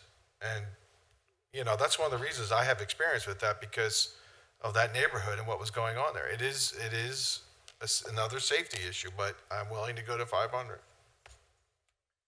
500 it is. Well, we just had to know if our second is Yeah, okay. I second that. You are okay on that? Right. I mean, I know the chief has had experience with a lot of people dealing with fireworks, including from unusual places, but I just think $1,000 is a little much. So, thank you for that consideration. I will vote for this if you make those changes. So be it. So motion is, the maximum allowable fine is now $500. Please call the roll. Mr. D'Amelio? Yes. Mr. Oliva? Yes. McCluskey? Yes. Mr. Siegel? Yes. Mr. Lewis? Yes. Dr. Hart? Yes. Mr. Holmes? Yes. Excellent. Yes. Item 13, Mr. President, Mr. Oliva. I'd like to make a motion to adopt the first reading of Mr. President, can I just go back to the last item, sorry to interrupt? I'm not sure you can amend that second reading without going back to the first, so I'd ask our solicitor. Well, except it reduces the fine, which I think we've determined in the past before is not a substantial change. Only if you made it worse for the people would it be a substantial change requiring a first reading. Wouldn't you agree with that? I certainly agree with that as a general proposition. I don't know, I don't recall finding that before, but I would certainly look at it. But if we just go with it right now, and I'll report back to you, and If we have to do it, we'd have to do it. again, we'd have to do it again. Okay. Okay. Thank you, Mr. Well, Oliva. so the worst that would happen is this changes it to a first reading, in which case we'd do a second reading at the next meeting, but it may not have changed it. That's right. I just recall, I don't know whether it was, I think it was actually the Human Relations Ordinance where we changed the fines from $10,000 to $5,000 and determined at that wasn't a substantial change for purposes of changing a second reading to a first because the nature of the penalty went down as opposed to increase. It sounds familiar. Maybe I'm getting a little older, and I'm going to have to take your word for it that you're getting older, Mr. Byrne. But I do. We will get Mr. Burns' opinion. I appreciate your concern, Commissioner Lewis, and I did give that serious thought before I raised that issue. I just recall in our own past that we've gotten the advice in the past that if a fine is decreased as opposed to increased, it doesn't screw up the second reading. Okay. Status of a second reading of an ordinance. I'll ask that Mr. Byrne get that word to us in the next day or so, and we'll get word out to all the commissioners in the next day or two. Mr. Levy, did you finish reading that? Or? Sorry to interrupt you. All right, I'll motion to adopt the first reading of ordinance number P7, 2018, authorizing traffic restrictions on the following highways. At the intersection of Lanark Avenue, south direction of travel at West Park Road, sticker parking, rescind sticker parking on Claremont Boulevard for the properties 1, 9, 14, and 15, and special purpose parking on Juniper Road, 160 Juniper Road, in front of 160 Juniper Road. Second. Motion made and seconded. Please call the roll. Mr. D'Amelio? Yes. Mr. Oliva? Yes. Mr. McCluskey? Yes. Mr. Siegel? Yes. Mr. Lewis? Yes. Dr. Hart? Yes. Mr. Holmes? Yes. Mr. Wexler? Yes. Item 14. Mr. Holmes. Mr. President, sorry, I just got to put it in front of me. Item 14, resolution number 2081 of 2018. I move we adopt said resolution authorizing the transfer of the 2017 funds. Second. Motion made and seconded by Mr. Siegel. Yeah, Mr. President, this is a ministerial act we do each year around this time where the remaining funds transfers are done between the 2017 budget. It is provided for us in our packet. You have general fund increases of $163,000, which are matched by general fund expenditure decreases of $213,000. Anyway, it matches. So. Thank you. Any questions? Please call the roll. Mr. D'Amelio? Yes. Mr. Oliva? Yes. Mr. McCluskey? Yes. Mr. Siegel? Yes. Mr. Lewis? Yes. Dr. Hart? Yes. Mr. Holmes? Yes. Mr. Westcott? Yes. I'm old, but not as old as him. I'm sorry. Item 15, Resolution 2083, 2018. Mr. President, a motion to adopt resolution number 2083-2018 approving Karakung Drive closing for recreational use commencing Sunday and only Sunday, April 22nd, 2018 from 7 a.m. to dusk and ending Sunday, November 4th, 2018. And just a note on this year we would be able to do this. Next year, because the Manoa Road is going to be closed at the bridge to have the bridge replaced in the summer. Karakung Drive is not going to be able to be closed, so be able to enjoy it this year and have to take a year off next year. Great. Seconded by Mr. Oliva. Please call the roll. Mr. D'Amelio? Yes. Mr. Oliva? Yes. Mr. McCluskey? Yes. Mr. Siegel? Yes. Mr. Lewis? Yes. Dr. Hart? Yes. Mr. Holmes? Yes. Mr. Wexler? Yes. Item 16. Mr. President. Mr. Holmes? President, I move we adopt Resolution 2084 of 2018 to authorize the Haverford Township Historical Society to continue to administer to the needs and upkeep of the federal school for an additional 25 years. Second. Motion made and second. Any comments? Please call the roll. Mr. D'Amelio? Yes. Mr. Oliva? Yes. Mr. McCluskey? Yes. Mr. Siegel? Yes. Mr. Lewis? Yes. Dr. Hart? Yes. Mr. Holmes? Yes. Mr. Wexler? Yes. Item 17. I think history should be you. Ramblewood Drive. Mr. President. Mr. Siegel? Motion to adopt resolution number 2087, 2017, the subdivision/reverse for Martin Greenberg and Patricia Nolan at 539 Ramblewood Drive, Haverford Township, Delaware County, and known as DC Folio number 22-05-00937-05, which has been submitted to transfer a portion of parcel B owned by the Foxfields Homeowners Association to 539 Ramblewood Drive. In exchange, two adjacent parcels, parcels A and C, will be transferred from 539 Ramblewood Drive to the Foxfields Homeowners Association, resulting in an equal transfer of 936 square foot. The property is an R1 residential zoning district with a special residential district overlay and is located in the 4th Ward.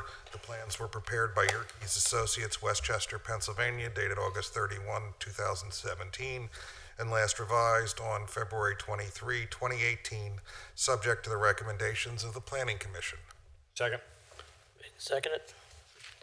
Any questions? Please call the roll. Mr. D'Amelio? Yes. Mr. Oliva? Yes. Mr. McCluskey? Yes. Mr. Siegel? Yes. Mr. Lewis? Yes. Dr. Hart? Yes. Mr. Holmes?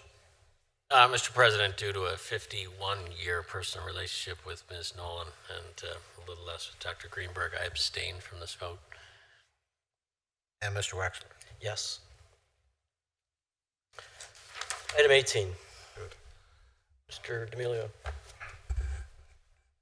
I'll make the motion. Mr. Siegel? Motion to adopt resolution number 2088-2018 that the Board of Commissioners of Haverford Township authorizes the township manager or his designees to contact all relevant persons and entities, including but not limited to Marple Township, PennDOT, Governor Tom Wolf, State Representatives Jamie Santora, State Representative Greg Vitale, and State Senator Dalen Leach, to express the concerns of the Board of Commissioners regarding the overburdened roadways in Haverford Township, particularly Westchester Pike between Old Westchester Pike and the Blue Route, to request that the interests of Haverford Township be included in any traffic plans for the area, and to request that the needs of Haverford Township be addressed in future roadway construction projects, including but not limited to the areas at or near the intersection of Westchester Pike and Lawrence Road in Haverford Township. Second. Motion made and seconded. Commissioner Siegel, the only thing I'd add to this is any impact that this has in that section, in that one block from Lawrence to Old Westchester Pike, affects all the way down Westchester Pike to, almost to into Manoa, but almost to Darby Road. Right.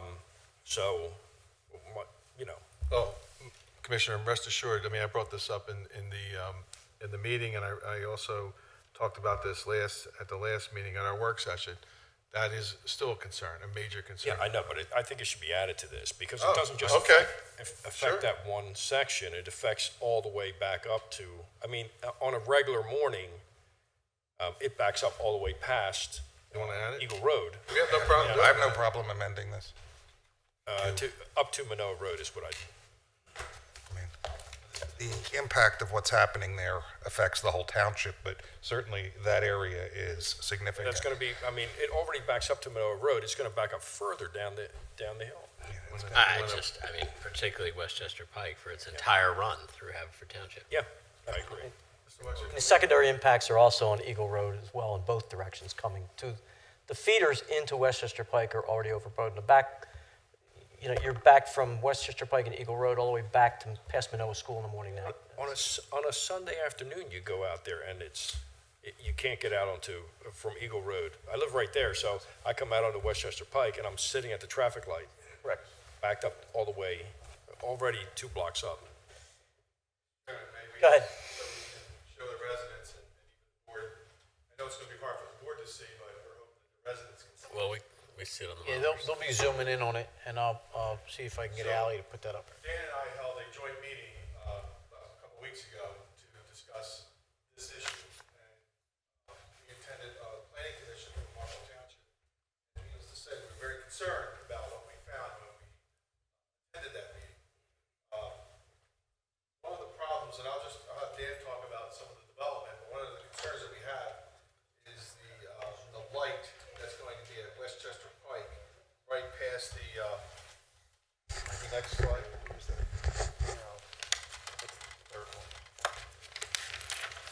So the way you merge, when you're coming on the Blue Route and you get off at our exit, where you can just merge into Westchester Pike to go into Broomall.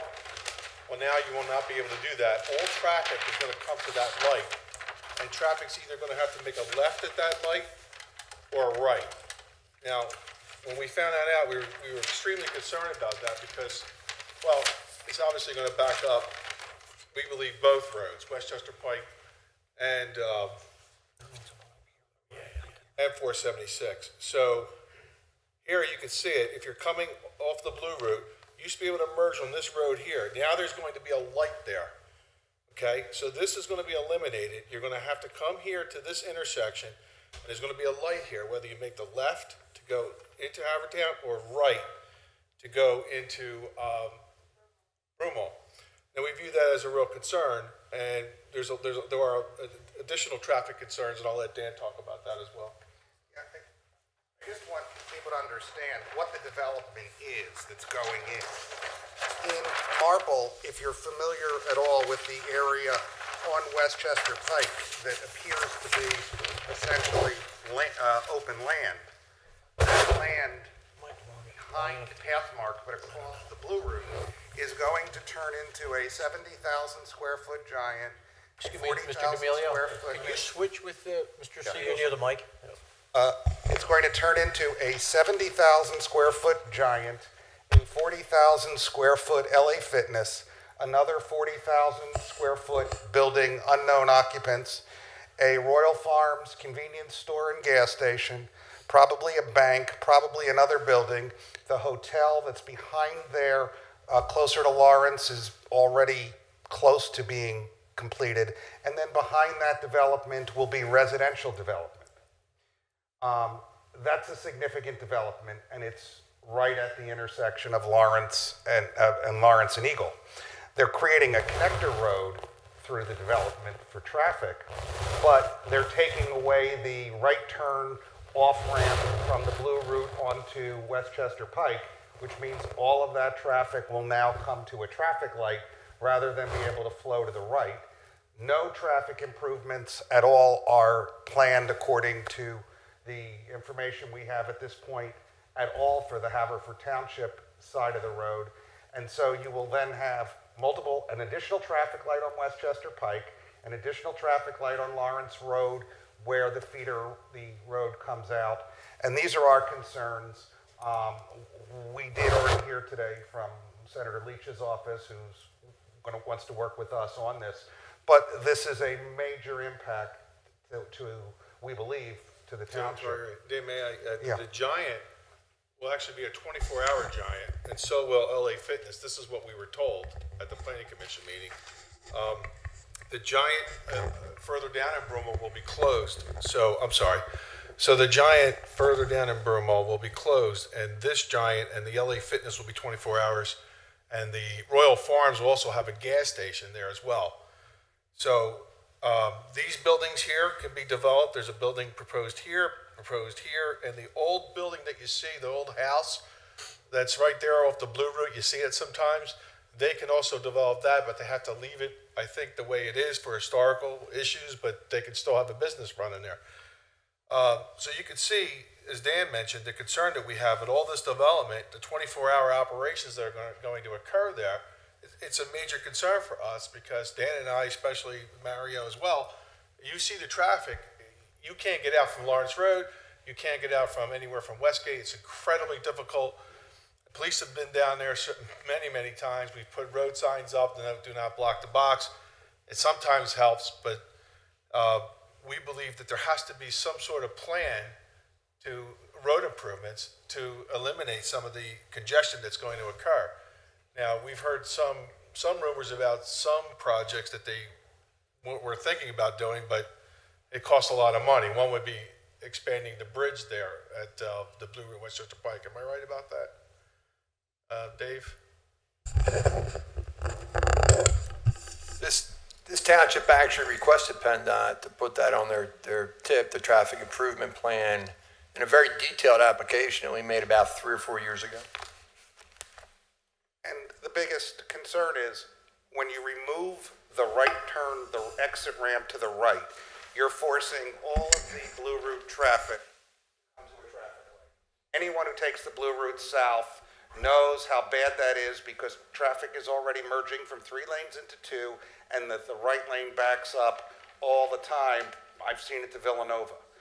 If now you can no longer go right without stopping at a traffic light, logic says it's only going to get worse. And there's no traffic improvements whatsoever on the Haverford side, and there's really no other, there's striping and stuff of lanes, but that's not going to change traffic or reduce volume. I'm sorry, Dan, can you point out, they're gonna put in so you're able to turn into the development, make a left turn off of the Blue Route. Right there. So that's gonna slow traffic because there's going to need time for that signal to allow people to make left turns into that development. That's the traffic light here. This is the connector road that I think it's already there. Am I right, Dave? Is that there now? Is that Constructed. Yep. And constructed. So there's going to be a light here, this light here on Lawrence Road. If you're coming from Church and you're coming down, there'll be a light here. It's not active now, but it will be. And then the connector comes all the way up here. But Mario's right. When you're coming off here to make a left into the development, obviously, there's a lot of traffic in this area. It's going to back up this area even more. And we did apply for the funds for traffic adaptive to try to control and time the lights, but there's only so much volume I assume it can handle. That there's still going to be a massive volume, and this will increase traffic to that intersection as well. And then if they develop the area across the old Cardinal Kroll Center, then you'll have the traffic going up Lawrence Road into Marple, as well as the traffic coming down to this development. So, commercial development's going to continue, but we are trying to do something to abate its impact a little bit on the township.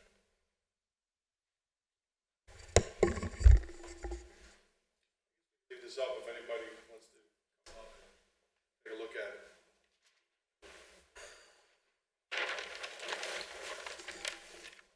After the meeting.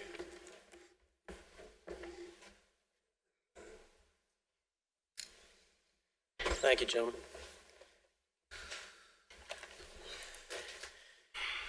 Any other comments? Please call the roll. Mr. D'Amelio? Yes. Mr. Oliva? Yes. Mr. McCluskey? Yes. Mr. Siegel? Yes. Mr. Lewis? Yes. Dr. Hart? Yes. Mr. Holmes? Yes. Mr. Wexler? Yes. Item 19 is purchases, Public Works Department and Park Maintenance. Where's Jimmy? He is at another meeting this evening. Jimmy when we need Just need somebody else that can read, that's all. I got it. Let me just find it. I'll do one of them. Go ahead, Mr. President. You want to do it? Go ahead. I get it. Mr. President, I move we make the following purchases for the Public Works Department. First, sanitation trucks. I move we authorize the purchase of one 2018 International 74 4x2 cabin, 7400 4x2 cabin chassis under CoStar's number 25-047 from GL Sayers Incorporated of 1213 West Ridge Pike, Conshohocken, Pennsylvania, in the amount of $94,509.62, and one Leach 20-yard trash rear loader trash truck body with lift bar under CoStar's number 25046 from Grand Turk Equipment Company, Bridgeport, PA, in the amount of $76,752.00. Second. Motion made and second. Any questions? Not done with quite the flair of Mr. McGarity, but it's okay. Don't get him started, please. Okay, well, that's a challenge. Please call the roll. Mr. D'Amelio? Yes. Mr. Oliva? Yes. Mr. McCluskey? Yes. Mr. Siegel? Yes. Mr. Lewis? Yes. Dr. Hart? Yes. Mr. Holmes? Yes. Mr. Wexler? Yes. Mr. President, I move we authorize the purchase of two 2018 International 7400 4x2 truck, 4x2 cabin chassis under CoStar's 25-17 from GL Sayers Incorporated, Conshohocken, Pennsylvania, in the amount of $164,245.04, and two Galleon dump bodies with salt spreader and power angle plow under CoStar's number 25-052 from H.A. Dehart and Son, Thoroughfare, New Jersey, in the amount of $127,000. Second. Made and second. It was a good couple of weeks to ask for snow removal equipment, that's for sure. Yeah, that's, Please call the roll. Mr. D'Amelio? Yes. Mr. Oliva? Yes. Mr. McCluskey?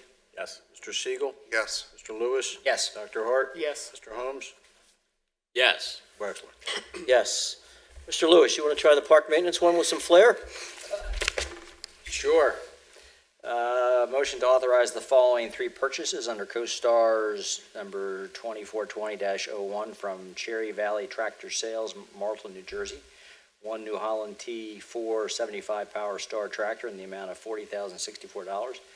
One Woods DBH 6.3 hydraulic powered deck in the amount of $11,668. And one Woods TBW 180 15-inch turf mower in the amount of $432.99, for a total of $67,164, less a trade-in for the old tractor, $12,000, so the final cost is $55,164. Second. Seconded by Mr. Holmes. Please call the roll.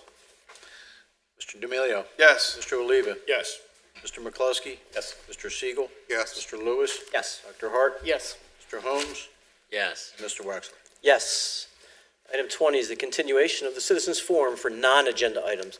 Is there any member of the public who would like to address the board on any item that they so desire?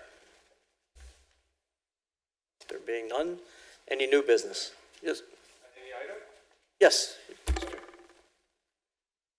For that new development that's proposed, all I can say, I'm glad I no longer work in Westchester, because that would have been painful driving through that every day. That road's bad enough as is.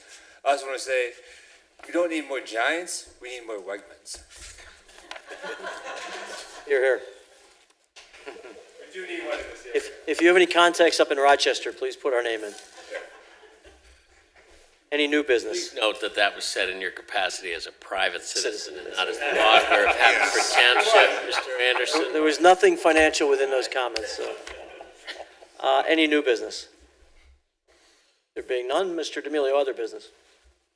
Well, once again, I want to thank our Public Works Department, Mr. Gentili and his staff, and Doc, and Joe Celia, and everybody. I'm probably going to miss people. It was a significant storm, these last two storms, and I want to thank the residents for their patience, and also PECO, because I thought they did an excellent job with this storm. They did get power back up, although some people do not think it was fast enough. I mean, it was, the amount of damage that we had in this township was unbelievable.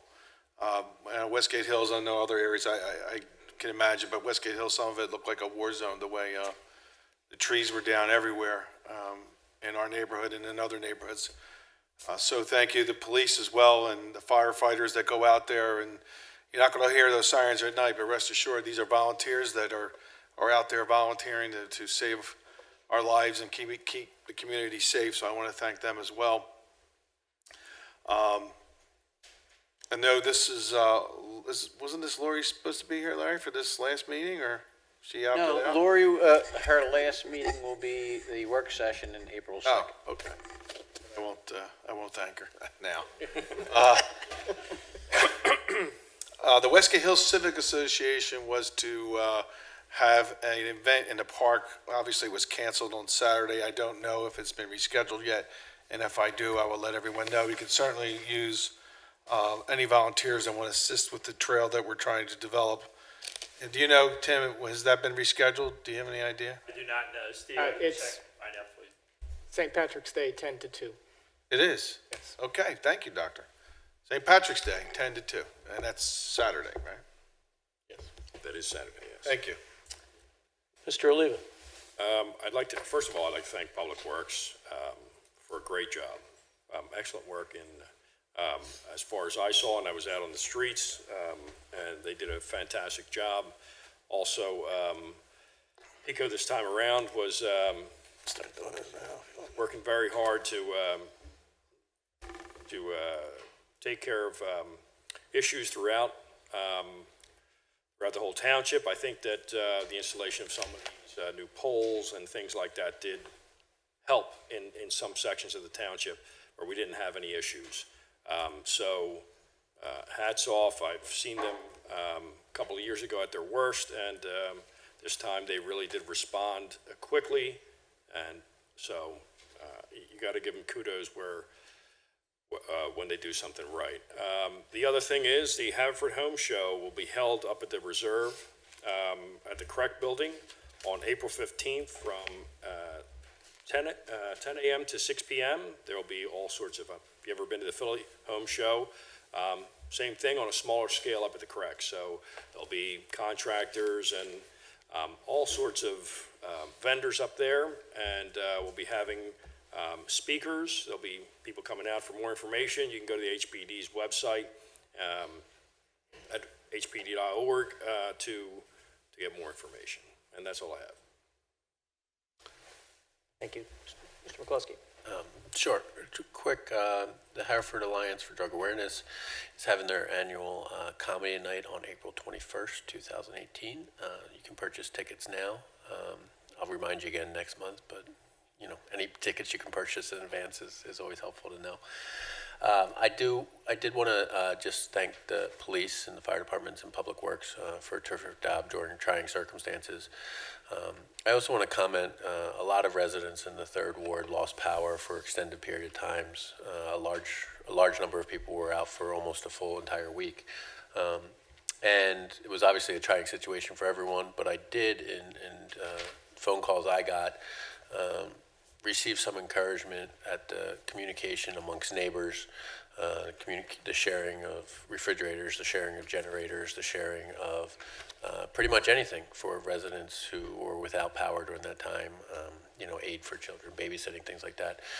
So while it was a trying time, I do think that it also exhibited, at least the stories I heard in the 3rd Ward for the most part, what makes Havertown a special place to live. So thank you to all the residents who shared those stories with me, because it did pick up spirits of other people who were going through trying times during the week. I talked at length about parking in the South Oakmont area earlier, so I won't reiterate it, but I do want residents to know that we're aware and we're studying problems, and we want businesses to be successful, and it's really important for this township, but we also want residents to maintain their neighborhood in that immediate area. And I'm happy to meet with any of them, and I have met with a lot of them, and we are looking into possible ways to make it better.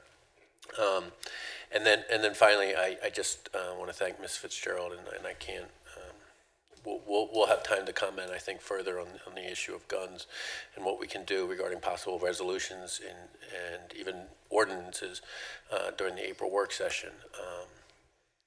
But you know, when I think about this issue, at its heart, the simple concept that the speed with which somebody can use an automatic weapon is just it's just insane to me.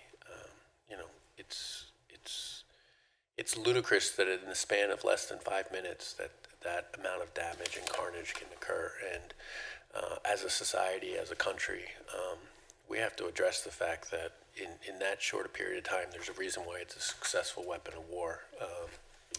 And you know, it's something we have to decide whether the lives of children, the lives of people is more important than an automatic weapon. So, thanks. Mr. Siegel.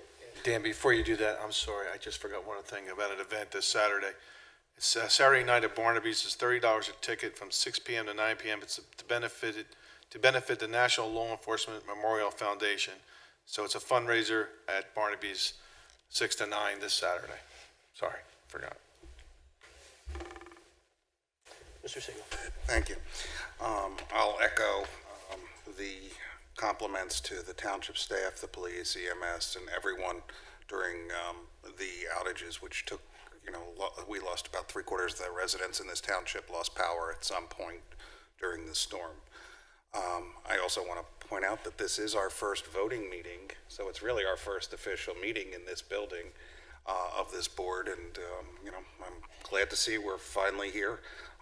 It's a professional atmosphere for us. It's a professional place to work for the staff, and I look forward to many meetings in the building. I also want to announce that Commissioners Hart, McCluskey, and I will be holding a constituent meeting here. We just finalized the date today, April 25th at 7 p.m. in this room, and we'll have more details about that. With regard to parking, I can assure people that as part of whatever study we do for the future of the township building, we are going to make certain that the issue of parking is primary, so that whatever person comes and gives us recommendations, we recognize the parking issues. I know how much Commissioner McCluskey has worked, and so have others, but we recognize it, and we're going to see what we can do in terms of the future of that property. Lastly, I'm going to talk about guns. People know I write a lot. The first article I ever published in any publication occurred 40 years ago, in 1978, and it was about guns. I was a freshman in college, and it was about the problem we had with Saturday night specials, for those who remember small, poorly made handguns. After all those years, and I spent many years, I was on the board of what was then called Handgun Control. When I first ran for commissioner, Sarah Brady, who many of you know of, sent out postcards supporting me. And one of the prized things I have on my wall is a letter from Art Buchwald, for those of us old enough to remember Art Buchwald, complimenting me on that work. And I chaired a lot of gun control groups, but I took a step back in the year 2000 to get involved in other things, family, business, etc. What happened recently has sort of awakened me again. The thought that children, and thankfully mine are out of school, but the thought that children cannot go to school without them and their parents being concerned with the possibility that they will not come home is something I can't abide. And people who know me know I don't post a lot of personal information on Facebook and other areas. But after that incident, the latest of so many, I have recommitted myself to the goals of stopping gun violence, reducing it as much as is possible, And whether that's through efforts that I hope my colleagues will join me in or through other organizations, I've made it known that I'm back, and that is something that is now primary again, because 40 years ago, a Saturday night special might kill someone. We have devolved to the point where in 4 decades, now we're not talking about a poorly made piece of machinery. We're talking about weapons that kill children in seconds. And that is not something that I can live with without doing more. I'm glad to see that this board has shown support for it, and I hope they will continue to do so.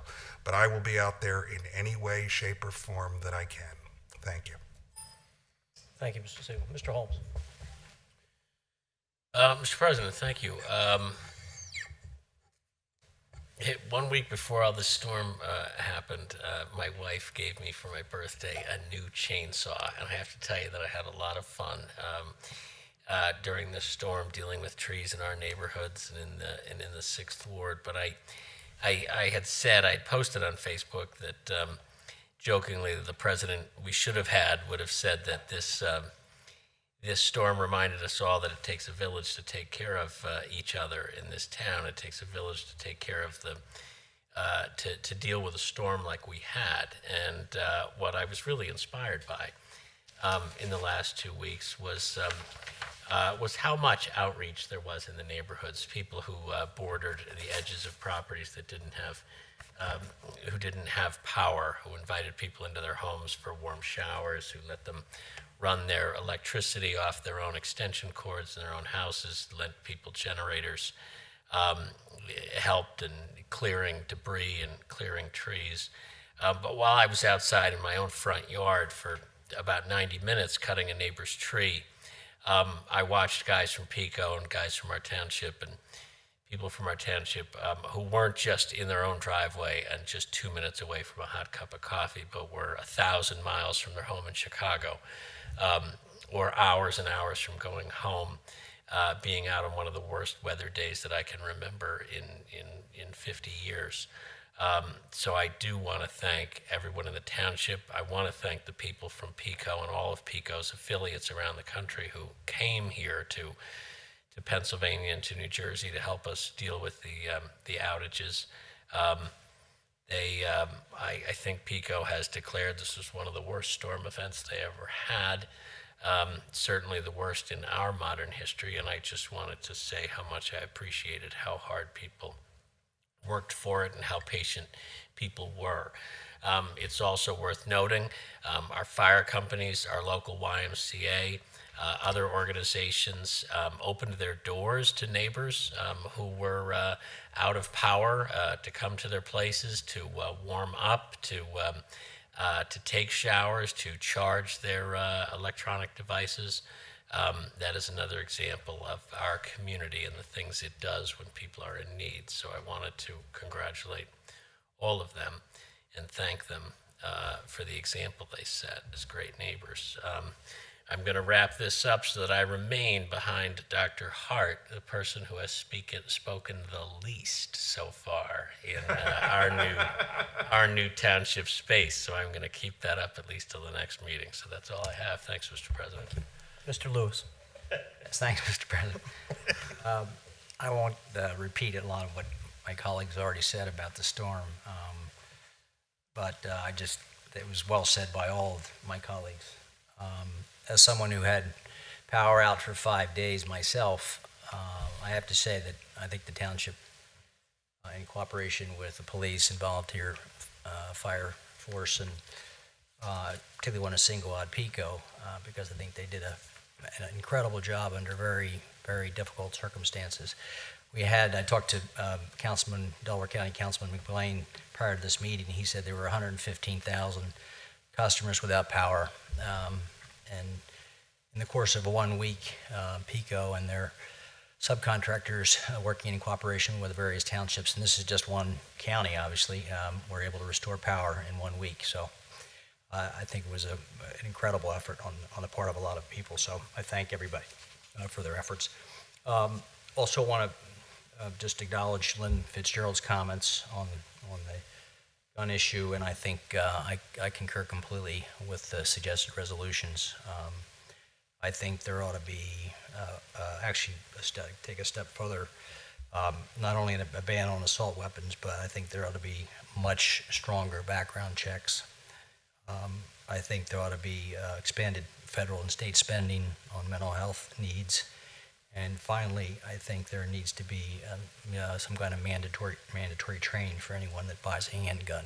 So I would recommend to my colleagues that if we do a resolution, that we add these components to any such resolution. So that would be my recommendation. So that's all I have. Thank you, Mr. Lewis. Dr. Hart. Yes, I want to echo the other commissioners' thanks. The township did a tremendous job, Public Works, the police department, the volunteer firemen, and PICO. PICO worked, they were working through the second storm, restoring power. And to the residents, really, people who were without power for nearly a week really exhibited a great deal of patience. And as Commissioner Holmes said, there was a lot of neighbors helping neighbors. I also want to dispel the rumor that there was a connection between my election and these storms. It was purely an omen for the future. And more seriously, as far as guns, Americans are 25 times as likely to be killed by a gun than any other advanced country. There have been more Americans killed by guns since 1970 than in every American war since the Revolution. There needs to be some type of solution. I'm sure I'll join with our commissioners in doing what we can do on a local level, but this is a state and federal issue. And I would urge you to pressure your state representatives, your congressional people, that we need to make the problem is something that we're not going to solve locally. And that we'll do what we can here, but we need to look elsewhere to get solutions to this. The solution is certainly not more guns, and we just need to work with each other to come up with smart solutions to this. That's all I have. And Commissioner Holmes, this will probably be the only time that you speak less than me. I don't think he did. Counting all the motions he made, or I think there should be a recount. They don't count. They don't count. Reading the motions doesn't count. Even at the end. And I'll echo the support for Public Works, the police department, the fire department. It was rewarding. And all our neighbors. It was heartwarming to see everybody help each other. That's why this is such a great community. On the subject of weapons, I think I'm the only one. I grew up in the suburbs. I grew up in the Drexel Hill side of Township Line. I live a block in from Township Line. I didn't move far. But I went away. I was in the military. And the first time I held a weapon, or a gun, as I called it, was when it was issued to me as a plebe at West Point. And I held this rifle out, and I got yelled at by a bunch of seniors because I didn't know how to hold it, because I was afraid of it. I'd never touched a gun or a weapon in my life. And I can tell you, after learning the training, which I totally agree with Mr. Lewis, if you're going to own any type of weapon, you should be trained on it, mandatory. The only thing that an automatic weapon is good for is war and for police work. They're the only, having served in the military for 12 years, active in reserve, it's a killing machine. It's designed for war. It's not designed for the streets. It's designed for police work to go against fortified opponents and to protect our lives and their own lives. It shouldn't be in the hands of children. We should be able to send our children to a safe haven. We should be able to save them we should be able to send them to school without having to arm their teachers to protect them. We should provide a safe environment for them. We should make sure our leaders, both in the state, local, and national level, ensure that we have a safe environment for them and enact laws that can do that and protect our rights, but yet protect our children at the same time. So I'm happy to see that we're a unified board on this. No matter what party we are, it's not on there. We're here for the citizens, all 9 of us. I'm sure Mr. McGarity would also agree. This is an issue that we need to address. I'm also happy to see the young people taking part in the protest. It kind of reminds me when I was younger in the 60s and 70s, the youth movement there to protest everything. But it's good to see that the young people are getting involved and a few years down the road, they'll replace us here on boards of this nature, and the next generation will move forward. And let's hope that they move forward to protect the safety of our children. My quarterly meeting with my constituents will be at the Bon Air Fire Hall with the Hilltop Civic Association on Thursday, March 22nd. And then also I'd like to wish everybody a happy and safe St. Patrick's Day. Make no extra work for our police department Saturday night. It's on a weekend this year, so it's going to be tough, a lot of parties. We don't want to see our officers have to work too hard after all the effort they put through in the storm, but we want to see our residents stay safe, especially our young kids. After weapons, car accidents are the biggest threat we have to our children and young adults as well, and even some old adults. But Uber and Lyft are the best two weapons that we have this coming weekend, so take advantage of them. With that, I'd entertain a motion to adjourn. So moved. We're adjourned. Thank you, gentlemen, ladies.